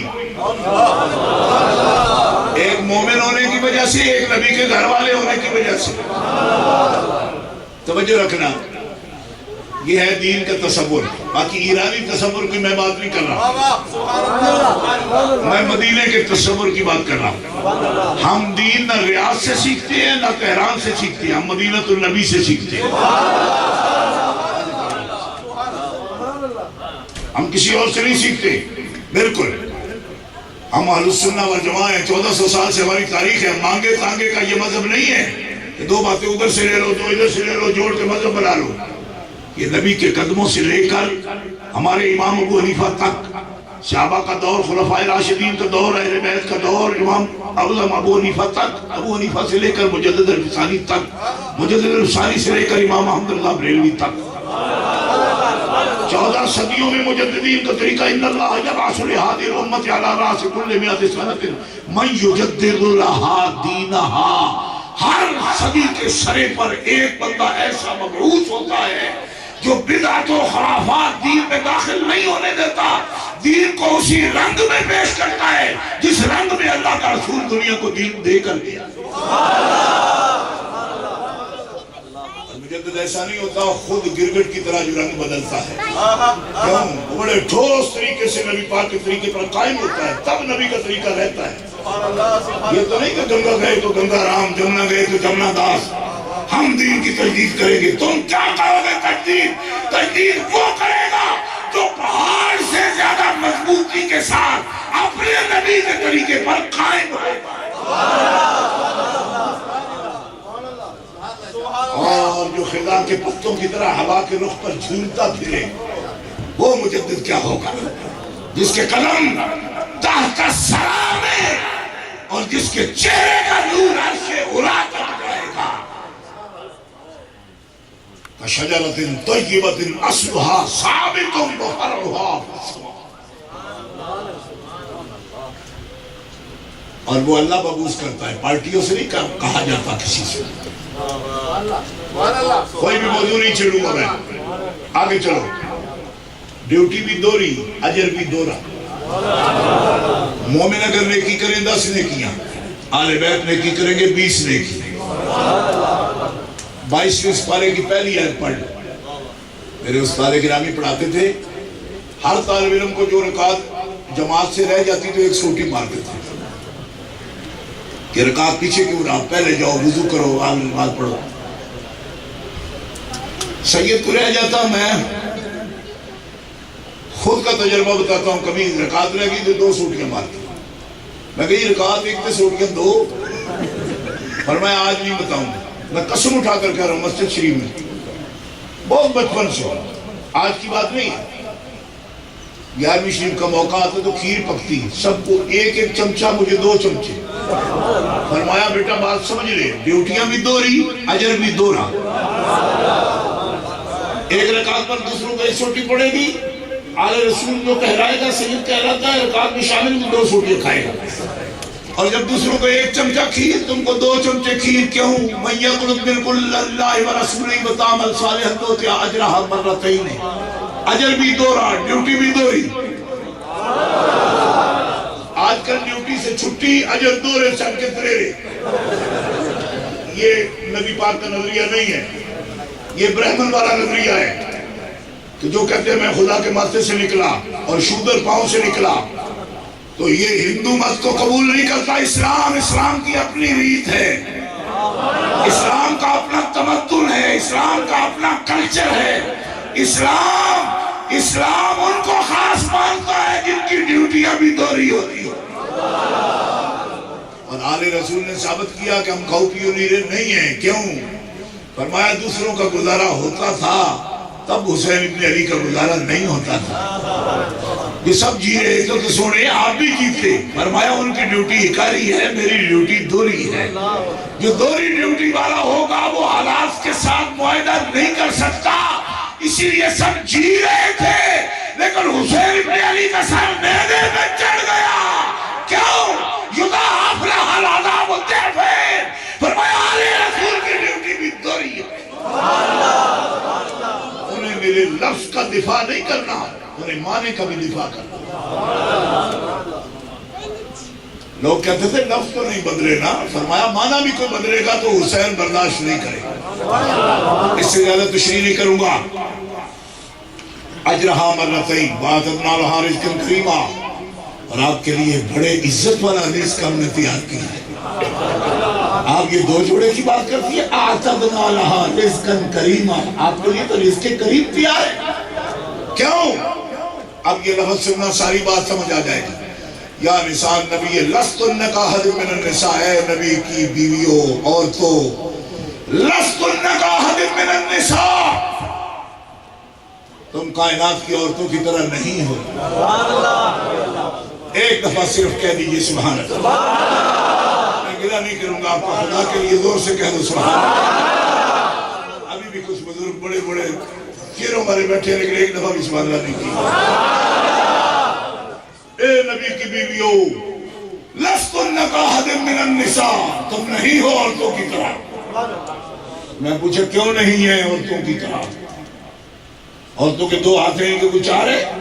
یہ تقریر ہے نا ان کی کہ ہم جیسے ہیں۔ میں نے کہا یہ عورتوں کے لیے مائیں ہیں ہماری، تو ان کے 4 ہاتھ ہیں، 2 ہی ہیں نا، تو پھر کیوں کہا لستن کاحد من النساء؟ اللہ فرماتا ہے نبی کی بیویاں ہیں نا، نساء نبی، یہ اضافت کدھر ہے، نسبت کدھر ہے؟ نبی کی بیویاں، تو جس کی طرف نسبت ہو جانے سے ہستی میں مثل ہو جاتی ہے، اس کی اپنی مثل کیسی ہوتا ہے؟ میرے علاقہ منڈی ہوتی گجرات میں جھنگ سے ایک مولوی صاحب آ گئے، تقریر کر رہے تھے، ابو بکر صدیق کی مثل نہیں ہو سکتا۔ کیوں؟ اب حضور کو اور کون دیکھے گا، پہلا یادگار کون ہوگا؟ میں نے کہا تیری بات ہمیں سمجھ آتی ہے مگر تجھے ہماری سمجھ نہیں آتی۔ کہنے لگا وہ کیا؟ میں نے کہا جو نبی کو دیکھ لے پہلے وہ بے مثل ہو جائے، تو جس ہستی کو دیکھ کے بندے بے مثل ہو جاتے ہیں اس کی اپنی مثل کیسے کوئی ہو سکتا؟ مولی جی تم تو سمجھاتی ہو، ہم مانتے ہیں ابو بکر کی مثل کوئی نہیں، پر ہماری بھی تو سمجھنا، اور جس کا سنگ کر کے ابو بکر عمر عثمان و علی بے مثل ہو گئے، جس کی یاری سے یہ بے مثل ہو گئے، وہ بے مثل بنانے والی ہستی کی اپنی مثل کوئی نہیں ہو سکتا۔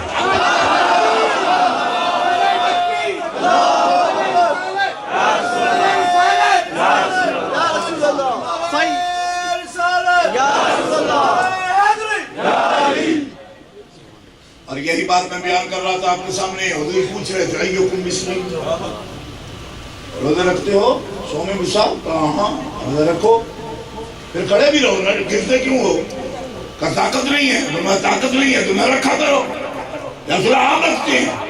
فرمایا لی مع اللہ وقت، میری تو اللہ کے ساتھ اپوائنٹمنٹ ہے، میرے خاص وقت ہے، میرے ٹائم ہے اللہ کے پاس. ان ربی یطعمنی ویسقینی، وہ مجھے نور کھلاتا ہے، نور پلاتا ہے، تمہیں سمجھ ہی نہیں آتی. کس کے ساتھ میرا ٹائم ہے؟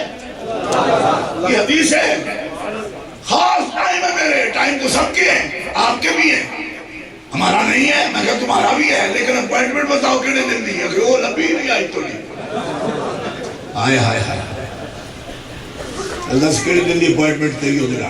تو میں تینوں حدیث بخاری چکٹ کے دیا گا کہ حضور فرماتے ہیں میرے خاص ٹائم نہیں ہو دینا. کھلا دیتا ہے، پلا دیتا ہے. کیوں؟ میری غذا صرف یہی تو نہیں ہے. لوگ پوچھتے حضور کے عناصر ترکیبیہ کیا ہیں؟ آگ پانی مٹی ہوا ہو تو آگ پانی مٹی ہوا تو بغیر گندم کے کسی طرف جائے گی نہیں. تو آگ پانی مٹی ہوا ہی اگر اجزائے ترکیبیاں ہیں تو پھر تو گندم ضرور کھانی پڑے گی.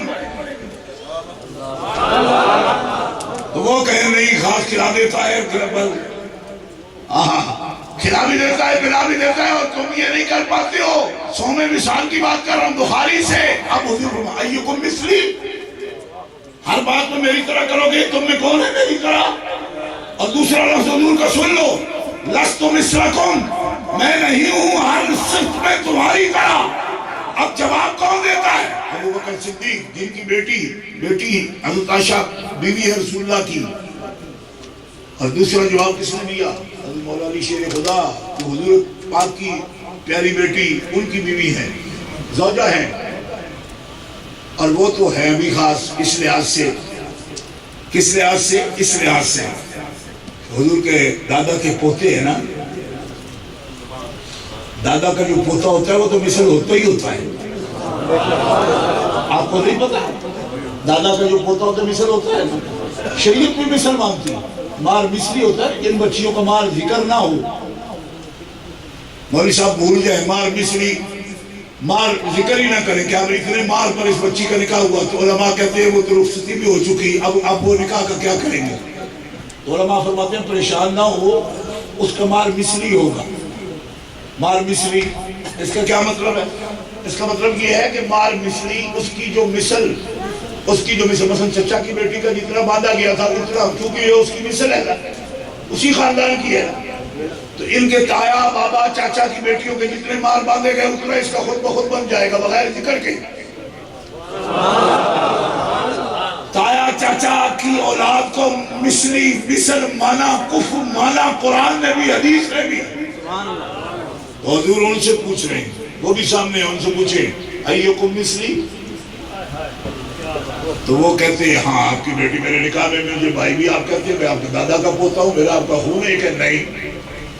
جواباً بالکل چپ. آپ دوسری مرتبہ پوچھا چپ. تیسری مرتبہ جب پوچھا نا، ابو بکر صدیق، عمر فاروق، عثمان غنی، مولا علی، چاروں گھٹنوں کے بل اس طرح گھٹنے ٹیک کے. سمجھائے گی کیسے؟ گھٹنے زمین پر لگا کے، ہاتھ دونوں یہاں رکھ کے ایسے ہاتھ جوڑ دیے اور کیا کہا؟ اِنَّا لَسْنَا كَحَيَّتِكَ يَا رسول اللہ. آپ غصے سے نہ فرمائیے، اللہ کی قسم ہم میں سے کوئی بھی آپ کی طرح نہیں ہے.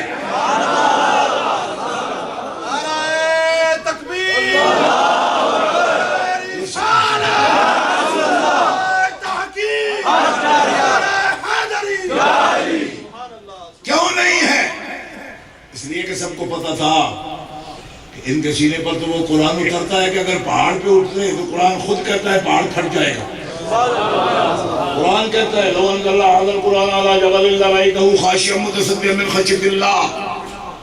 اگر یہ قرآن پہاڑ پہ اتر جائے تو پہاڑ تو پھٹ جائے گا. تو پھر مولا علی دیکھتے تھے نا جس سے پہاڑ پھٹتا ہے وہ ان کے سینے پہ اترتا ہے تو ان کو تو کچھ بھی نہیں ہوتا. ہم ان کی طرح کیسے ہو سکتے ہیں؟ سمجھ نہیں آئی. آپ ایسے یار کو تکڑے بندے ہو. دیکھو کتنا نوجوان ہے خوبصورت ہے، ایک دفعہ بھی سبحان اللہ نہیں کیا. نہیں کہیا پک کے گھر جا کے قسم اٹھانا وہ مولوی ٹین بڑا لایا پر قسم میں بھی پیٹا. میں میں بھی پیڑا ہے ایک باری بھی کی تھی سے بات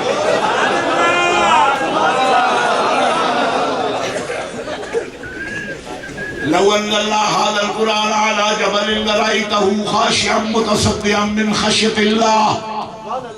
اگر یہ قرآن پہاڑوں پہ اترے خاشعا متصدعا، یہ تو بڑا صدمہ پہنچ جائے، پہاڑ کو جب ٹکڑے ٹکڑے ہو جائے، تو پوچھو قرآن سے پھر کدھر اترا؟ کدھر اترا؟ نزل علی محمد، سورہ محمد پنجیاں پارا اٹھا کے دیکھو، نزل علی محمد، پہاڑ پہ نہیں اترا، محمد رسول اللہ کے سینے پہ اترا اور پورا 30 پارے اترا، ایک لفظ بھی آگے پیچھے نہیں اترا، سارا حضور کے سینے پہ اترا. حضور نے تحمل کیا، برداشت کیا، برداشت کیا. وہ جو رسائل و مسائل والا کہتا ہے نا کہ اگر یہ پہلے سے نبی ہوتے تو پھر تم اس وقت گھبراہٹ ہوتی.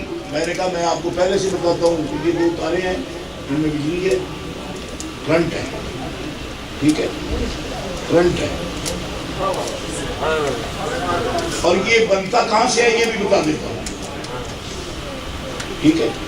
ایسے جنریٹر چلتا ہے، پانی سے چلے، بجلی سے چلے، پیٹرول سے چلے، ایسے اس کے اندر کرنٹ پیدا ہوتا ہے.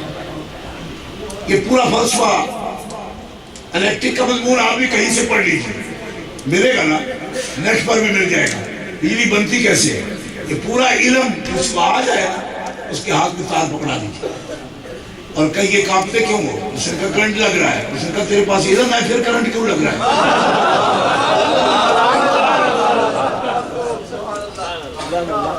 جو الیکٹرک کا پورا علم رکھتا اسے کرنٹ نہیں لگتا. تو یہ کیا بات ہوئی؟ میں نے کہا مولوی صاحب کیا آپ بدھوں والی بات کر رہے ہیں؟ آپ کی پیدائش مبارکہ بدھ کے دن ہوئی یا منگل کو ہوئی؟ آپ سے نہیں کہہ رہا، مولوی صاحب سے کہہ رہا ہوں. بیچارے کیسی بات کر رہا؟ پتا نہیں تھا، پتا ہوتا تو پھر گھبراتے کیوں؟ میں کہتا تو پترا کیوں کم نہیں پیا؟ تینوں جو پڑھا ہے کرنٹ پیدا کیوں ہوتا ہے؟ پتا ہونے سے بھی کرنٹ لگتا ہے.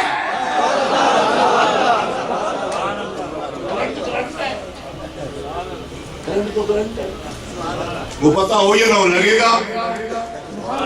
یہ کوئی دلیل نہیں کہ پتا تھا تو کرنٹ کیوں لگا. کرنٹ لگے گا. لیکن بات یہ سن، فرماتے تھے اللہ کے حبیب حضرت زید فرماتے ایک دن میرے لان پہ، میری چھوڑی تھی، میرے لان پہ نبی علیہ السلام سر مبارک رکھے ہوئے آرام فرما رہے تھے کہ وہی آ گئی. اور وہی کا اتنا سکل تھا کہ میرا سب سے مضبوط ہڈی بندے کی جسم میں لان کی ہوتی ہے، مضبوط ہڈی ہوتی ہے نا. حضرت زید کہتے ہیں کہ سرکار کے سر انور کا سکل اتنا تھا کہ میری ہڈی چٹکنے لگی، آواز آنے لگی لان کی ہڈی سے، تو میری چیخ نکل گئی. اللہ کے حبیب جب اٹھے میں نے عرض کی یا رسول اللہ اتنا سکل؟ فرمایا ہاں جب وہی آتی ہے تو اسے برداشت کوئی نہیں کر پائے. وہی کرے گا جس کو بنایا گیا ہے وہی کرے گا. میں نے کہا تو جو بشر مثلوں کو بھی لٹ کرتا ہے تو یوحا الیہ بھی تو پڑھ کے دیکھ لو، اس کے ساتھ ہے کہ میں الہ نہیں ہوں، دکھائی دینے میں تمہاری طرح ہوں، مگر میرا تیرا فرق یہ ہے کہ مجھ پر وحی آتی ہے. میں بہت دل رکھتا ہوں جو پہاڑوں سے زیادہ طاقت رکھتا ہے، ہاں لیکن پہاڑوں جیسی سختی نہیں رکھتا. حریص علیکم بالمؤمنین رؤوف رحیم. پہاڑ سخت ہوتے ہیں، دل نرم بڑا ہے کیونکہ ہے ہی رحمت للعالمین. طاقت پہاڑوں سے بھی زیادہ ہے، نرمی روئی سے بھی زیادہ.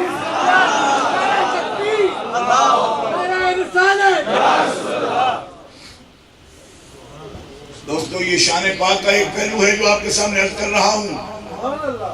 اور گھرانہ آپ نے دیکھ لیا. یہ جب آیتیں اتری نا، آیتیں اتری تو ایک لطف کی بات بتاتا ہوں، حضور سے کیسا پیار کرتے تھے لوگ. آیتیں اتری نا، نبی علیہ السلام کے دل میں جس کی محبت کی بات کرتا ہوں اس کی.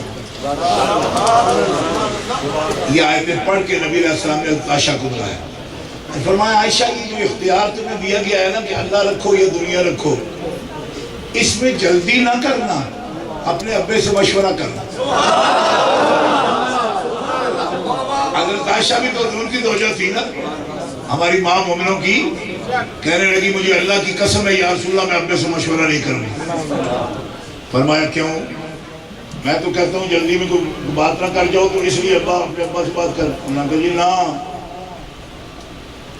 میں قسم اٹھاتی ہوں نہیں کروں گی۔ انہوں نے کہا جی فرمانے لگے ایسا کیوں؟ میں جو تجھے کہہ رہا ہوں یا رسول اللہ نا، مجھے سمجھ آ گئی ہے کہ اللہ تعالیٰ مجھے رسول اور دنیا دونوں میں سے ایک کو چننے کا کہہ رہا ہے، تو مشورہ کروں تو کافر ہو جاؤں؟ نہیں کروں گی مشورہ، بغیر سوچے کہتی ہوں اے میرے اللہ دنیا نہیں چاہیے، میرے رسول چاہیے۔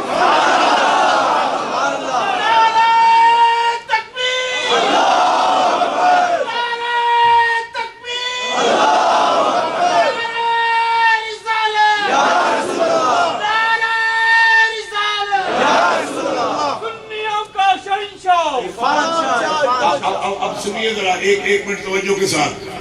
اتنی بڑی بات تھی نا کہ دنیا کے مقابلے میں اللہ رسول کو پسند کر لیا، اب کیا ہوا؟ یہ ذرا بڑا منظر قابل دید ہے عاشقوں کے لیے، سب مومنوں کے لیے، عاشقوں کو میں تقسیم نہیں کرتا، سب مومنی عشق رکھتے ہیں، کوئی زیادہ کوئی کم، لیکن ہے سب کے دل میں۔ لیکن ایک جملہ ذرا سننا، اب اللہ کو ان پہ کتنا پیارا ہے، ان بندیوں پہ۔ اگر میری مائیں بہنیں سن رہی ہوں کہیں بیٹھی ہوئی تو وہ بھی سنیں اس بات کو، اللہ تعالیٰ نے یہ تقسیم نہیں رکھی کہ مرد نیکی کرے تو بڑا مقام پائے، عورتیں کر جائیں تو ان کو مقام ہی نہ ملے۔ اللہ کے ایسی کوئی تقسیم نہیں ہے۔ سنو، جب انہوں نے رسول پاک کو چنا نا اختیار میں، ہمیں دنیا نہیں رسول چاہیے، تو اللہ تعالیٰ نے کیا کیا؟ ذرا توجہ کرنا، نبی پاک نے ایک آیت اتاری قرآن کے اندر، لا یحل لک النساء من بعد ولا ان تبدل بهن من ازواج ولو اعجبك حسنهن الا ما ملكت يمينك۔ بات سننے بھائی میرے بیٹھے ہیں جو پہلی تقریر میں موجود تھے، اس مضمون کو ذرا دل سے سننا، آپ کو سمجھ آئے گی کہ میں کیا کہہ رہا ہوں۔ لا یحل لک النساء، نہیں حلال تیرے لیے اے حبیب عورتیں، من بعد، ان بیویوں کے اس مرتبے پر پہنچنے پر کہ جب ہم نے ان کو کہہ دیا کہ چن لو تو انہوں نے تجھے چنا، مجھے چنا، تو اب ان کا بھی مرتبہ خاص ہو گیا۔ لا یحل لک النساء من بعد، اب عورتیں تیرے لیے حلال نہیں ہیں اس کے بعد۔ کس بات میں؟ لا تبدل بہن، ان میں اب تبدیلی بھی نہیں کر سکتے۔ ہر مومن کو یہ حق ہے نا طلاق دے کے اور نکاح کر سکتا ہے، فرمایا ان کو تبدیل بھی نہیں کر سکتے، نیا نکاح بھی نہیں کر سکتے۔ لو اعجبک حسنہن، اگر سے تیری طبیعت کو کتنا بھی کوئی اچھا لگے۔ اب جب یہ ہماری ہو گئی ہے، میری اور تیری، تو میری رضا اور تیری رضا کے لیے دنیا کو انہوں نے چھوڑ دیا، تو پھر ہمیں بھی خیال کرنا پڑے گا۔ لا یحل لک النساء، اس کے بعد تیری شادی بھی جائز نہیں، ان میں تبدیلی بھی جائز نہیں۔ آپ اس مقام پر قرآن آپ کے پاس ہوتا ہے، علماء سے بات سنتے ہیں، یہ کبھی اس مقام پر آپ نے سنا؟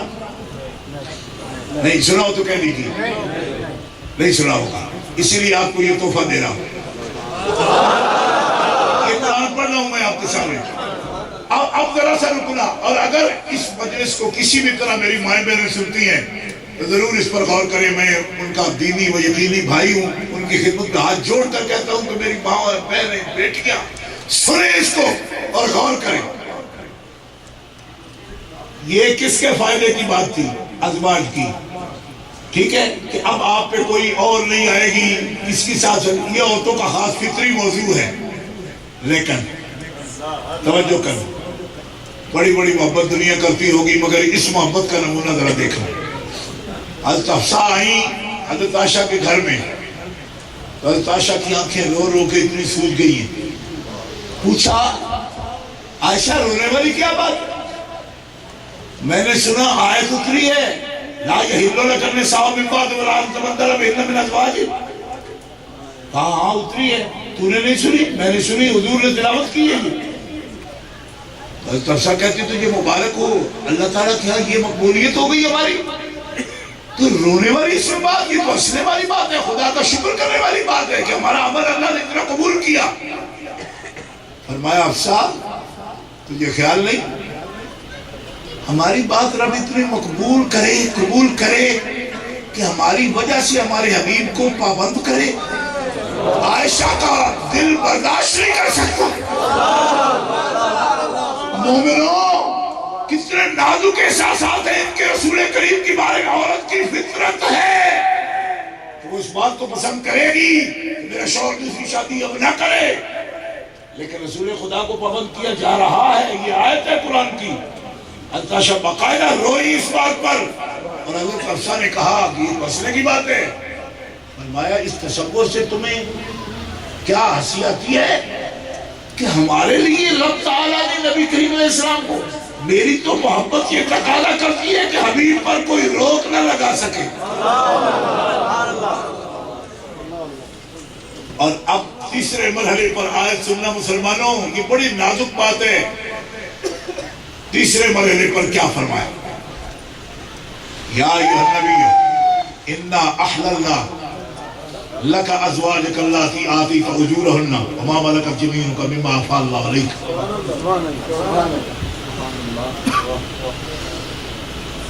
تیسرے مرحلے پر یہ آیت کب نازل ہوئی؟ اے نبی ہم نے روکا تھا تمہیں، لیکن اب تمہیں اجازت دیتے ہیں۔ کیوں؟ کہ جن بندیوں کے لیے آیت اتاری تھی وہ تو تیرے بارے میں بہت ہی محبت کے جذبات رکھتی ہے، تجھے اجازت ہے۔ اور تفسیر قرآن پڑھنے والے طالب علموں سے کہتا ہوں کہ اس کے بعد حضرت ماریہ قبطیہ سے رسول اللہ کی شادی ہوئی ہے، اس آیت کے اترنے کے بعد۔ یہاں اللہ کے حبیب سے وہ محبت کرتے ہیں مسلمان، ہماری ماؤں سے لے کر ان ماؤں کی جو روحانی اولاد ہیں وہ کیوں نہ محبت کریں گے۔ اور موضوع دوسری طرف جائے گا، لیکن مجھے تھوڑی سی بات، ٹائم بھی ہو گیا، صرف ایک بات عرض کرنی ہے۔ اول شے حضور ہے، ہماری ڈیوٹی کیا ہے؟ ہماری ڈیوٹی ہے سب سے پہلے حضور پر ایمان رکھنا۔ بس یہ پورا موضوع ہے، لیکن اس کے صرف اشارات دوں گا کیونکہ اس کے بغیر تقریر مکمل نہیں ہوگی۔ حضور پر ایمان لانا ایک، حضور سے محبت کرنا دو، حضور کی اطاعت کرنا، حضور کی اتباع کرنا، یہ چار ڈیوٹیاں ہر مسلمان۔ سب سے پہلے ایمان لانا، سب سے پہلے یہ لازم، کوئی مذہب ہو، کوئی دین ہو، کوئی آج کل کے اسکالر نئے زمانے کی نئی ہواؤں کے رنگ میں رنگے ہوئے کہتے ہیں کوئی یہودی ہو، کوئی نصرانی ہو، بس صرف پریکٹس، گڈ پریکٹس کرے تو نجات ہو جائے گی۔ میں آپ کے سامنے یہ اعلان کر رہا ہوں، امریکہ میں کر رہا ہوں، نیو جرسی میں کر رہا ہوں، قرآن کا میں خادم ہوں، چیلنج کے ساتھ یہ بات کہتا ہوں، نجات موقوف ہے ایمان بالرسول پر۔ گڈ پریکٹس اور بیڈ پریکٹس کا سوال ہی کوئی نہیں، سوال ہے ایمان بالرسول کا۔ پہاڑوں کے برابر نیک عمل لے کے بھی قیامت کو روز لوگ آئیں گے، اللہ تعالیٰ پوچھے گا ان سے پوچھو کہ میرے محمد سے واقف ہے؟ اے ملائکہ یہ کون ہے گٹھڑیاں اٹھا کے نیکیوں کی پھرتے، کون ہے؟ کہا یا اللہ یہ تلنے کے انتظار میں ہے کہ عمل تیرے میزان پہ رکھی۔ فرمایا عمل میزان پہ رکھی؟ یہ میرے محمد کو جانتے ہیں؟ یہ میں کہاں سے پڑھ رہا ہوں؟ زبانی نہیں پڑھ رہا میں۔ الذین ضل سعیهم فی الحیاۃ الدنیا وهم یحسبون انهم یحسنون صنعا اولئک الذین کفروا بآیات ربهم ولقائه فحبطت اعمالهم فلا نقیم لهم یوم القیامۃ وزنا ذلک جزاؤهم جہنم بما کفروا واتخذوا آیاتی ورسلی ہزوا۔ 16 پارے کے دوسرے رکوع افحسب الذین کفروا یتخذون سے پڑھ رہا ہوں میں، اور چیلنج کرتا ہوں ان لوگوں کو جو اپنے آپ کو قرآن کا خادم بھی کہتے ہیں اور قرآن پر ڈنڈی بھی مارتے ہیں۔ منوں ٹنوں کے حساب سے نیکیاں لے کے آئیں گے، اللہ فرمائے گا اندر پوچھو میرے رسول کو جانتے ہیں؟ انہوں نے کہا یہ نہیں جانتے لیکن نیکیاں بہت ہیں۔ فرمایا ان کی نیکیوں سے میں اپنے میزان گندہ نہیں کرنا چاہتا، یہ تولے جانے کے لائق لا نقیم لہم یوم القیامت وزنا، دن قیامت کے ان کے لیے ہم نے میزان نہیں رکھا۔ یہ میرے حبیب کے پاس رجسٹر ہی نہیں ہے، جتنی بھی نیکیاں ہیں مارو ان کے منہ پہ، ہمیں نیکیاں نہیں چاہیے، سب سے پہلے رسول کا رابطہ چاہیے۔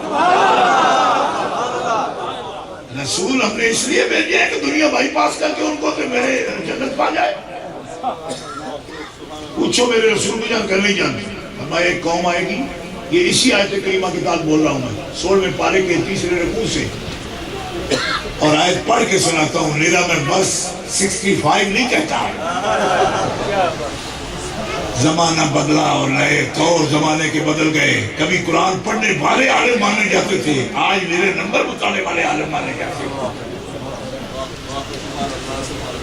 ہم جانتے ہیں ان باتوں کو، لیکن زیادہ بولتے نہیں ہیں، آپ لوگوں کی طبیعتیں بھی ہے نا، انیس ٹھیس نہ لگ جائے آپ گینوں جی، لیکن دھیان بھی رکھا کیجئے کہ آپ کدھر جا رہے ہیں۔ ابھی بندے آئے، گناہوں کی گٹھڑیاں ان کے سر پہ، اور اللہ کی بارگاہ میں ملائکہ مالکہ یہ آئے ہیں وزن کے لیے۔ فرمایا میرے رسول کو جانتے ہیں؟ ان کا جی کلمہ پڑھتے ہیں، تصدیق ہے ان کے دل میں، لیکن نیکی کوئی نہیں۔ فرمایا ان کی گٹھڑیاں چاہے گناہوں کی ہیں، لیکن اتنی عزت ہے ان کی تصدیق کی کہ ان کی گٹھڑیاں چاہے گناہ کی ہیں لیکن وزن کے لیے رکھ لیں۔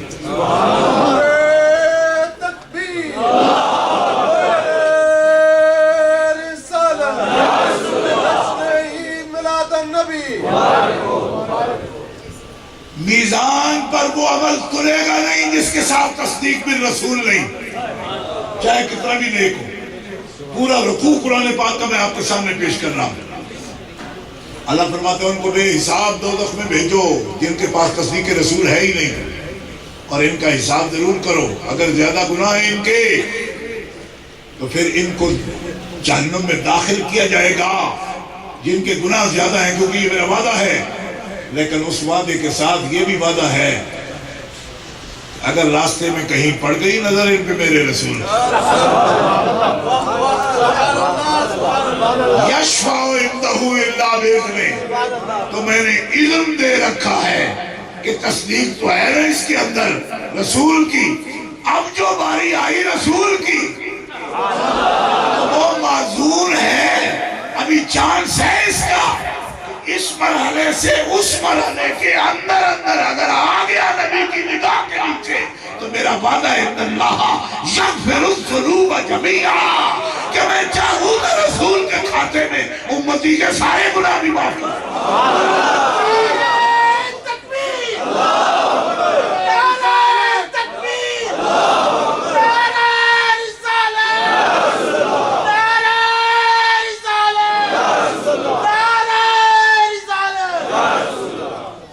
اس لیے اہل محبت رسول، ایمان کے بعد محبت رسول کا، اور عشق بہت لفظ آپ بولتے ہو، لیکن عشق کے لیے میں تھوڑا سا ایک لفظ بولوں گا قاری صاحب کی اجازت کے ساتھ۔ عشق محبت کے درجے کو نہیں صرف کہتے، عشق انتہائی محبت کو کہتے ہیں۔ عشق کا لفظ بولنے سے ڈرا کرو، محبت بولا کرو، کیونکہ عشق اس وقت ہوتا ہے جب انزواج ہوش اڑا دے بندے کا اور دنیا کی رغبت چھڑا دے میرے کو، عشق تب ہوتا ہے۔ عشق محبت کی ابتدائی کیفیت کو کبھی نہیں کہتے، انتہائی کو بھی نہیں کہتے، اس سے بھی اگلی کو کہتے ہیں۔ لوگوں نے عشق کا لفظ حضور کے لیے بولا، حضور کے لیے کہ ان محمدن قد عاشق ربہ، محمد رب کا عاشق ہو گیا۔ یہ کب بولا حضور کے لیے مکے والوں نے؟ جب حضور مکہ چھوڑ کے غار حرا میں بیٹھے ہیں، انزوا آ جائے، سب سے الگ تھلگ جب کوئی ہو جائے تو پھر محبت عشق کے درجے میں آ جاتی ہے۔ اس لیے جو سارے کام دھندے بھی اپنے کرے اور پھر عشق بھی کہے، یہ تعریف کے مطابق درست نہیں۔ محبت کہہ سکتے ہو آپ، محبت، اور محبت بھی فرض بھی ہے، عشق فرض نہیں کیا، کیوں کہ پھر تو سب کو مجنون بنا دیتا۔ یہ نہیں، محبت فرض کی۔ اور ایک نقطہ صرف اتنا عرض کرتا ہوں کہ فرض جو ہم کہتے ہیں صرف سمجھانے کے لیے، لیکن فرض ہوتا ہے داخل شے، جیسے رکوع فرض ہے نماز کے اندر، سجدہ فرض ہے نماز کے اندر، قیام فرض ہے نماز کے اندر۔ ابھی آپ سجدہ نہیں کرتے لیکن نماز شروع ہو جاتی ہے۔ لیکن محبت فرض ہوتی نا تو بغیر محبت رسول کے ایمان شروع ہو جاتا، لیکن یہ شرط ہے، جیسے وقت نماز کے لیے شرط ہے، وقت ہو نہیں تو نماز شروع ہی نہیں ہوتی۔ شرط اور فرض میں یہ فرق ہوتا ہے۔ اس لیے اس مقام پر میں امام اعظم ابو حنیفہ کی کتاب فقہ اکبر کا حوالہ دوں گا۔ آپ فرماتے ہیں محبت النبی محبت اللہ مشروطۃ بمحبت النبی، اللہ کی محبت اور توحید کا عقیدہ یہ مشروط ہے محبت نبی کے ساتھ۔ جب تک بندے کو کلمہ دینے والے سے محبت نہیں ہوتی اس وقت تک تو توحید بھی قبول نہیں ہوتی۔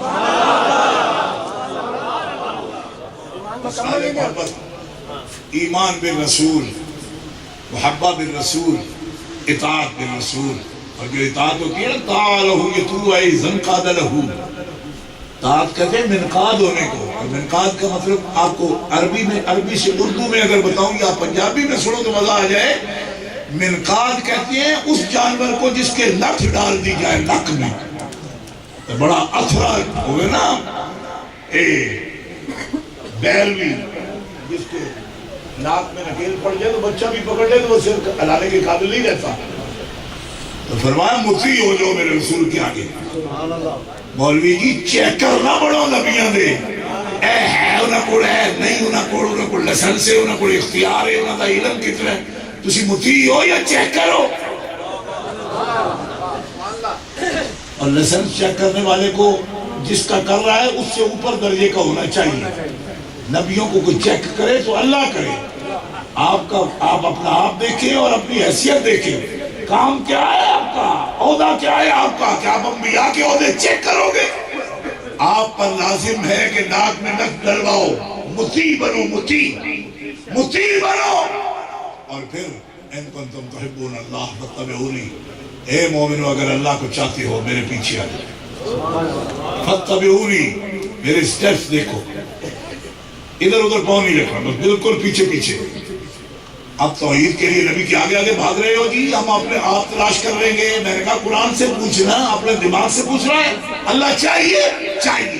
حضور فرمایا چاہیے تو میرے پیچھے آ جاؤ، فاتبعونی، نک میرے پیچھے۔ کیوں کہ صرف اللہ نے مجھے اختیار دیا ہے کہ میں لے کے جاؤں گا قوم کو اللہ کے پاس۔ فاتبعونی، اتباع کامل کرو، اللہ کے حبیب صلی اللہ علیہ وسلم کی اطاعت کامل کرو، محبت کامل کرو، ایمان بالرسول ہو۔ یہ چار اوصاف ہیں، یہ مستقل موضوعات ہیں، لیکن مولانا قاری سیف النبی صاحب نے مجھے 1 گھنٹہ کا ٹائم کہا تھا۔ میں سمجھ رہا ہوں کہ میں اس سے زائد میں بول رہا ہوں۔ اللہ تعالیٰ جل شانہ کوئی بھی بات سمجھ آ جائے اس سے بات بن جاتی ہے۔ اللہ تعالیٰ آج کی رات کا صدقہ قاری صاحب قبلہ نے جتنی دعائیں کی قبول فرمائے، اور میں مزید دعا کرتا ہوں آپ کے لیے اللہ آپ کو استقامت فی الدین عطا فرمائے، اللہ تعالیٰ استقامت فی الدین عطا فرمائے، اللہ تعالیٰ ہمارے سینے توحید کے عقیدہ پر بھی کھول دے، بندش ختم ہو جائے، اور اللہ تعالیٰ معرفت ذات عطا فرمائے، اور اپنے حبیب کی معرفت سے ہمارے سینوں کو منور فرمائے۔ اللہ تعالیٰ جل شانہ اتباع کامل کی توفیق دے، اطاعت کامل کی توفیق دے، محبت کامل کی توفیق دے، ایمان کامل کی توفیق عطا فرمائے۔ بحرمت نبی الکریم سبحان ربک رب العزت عما یصفون وسلام علی المرسلین والحمد للہ رب العالمین۔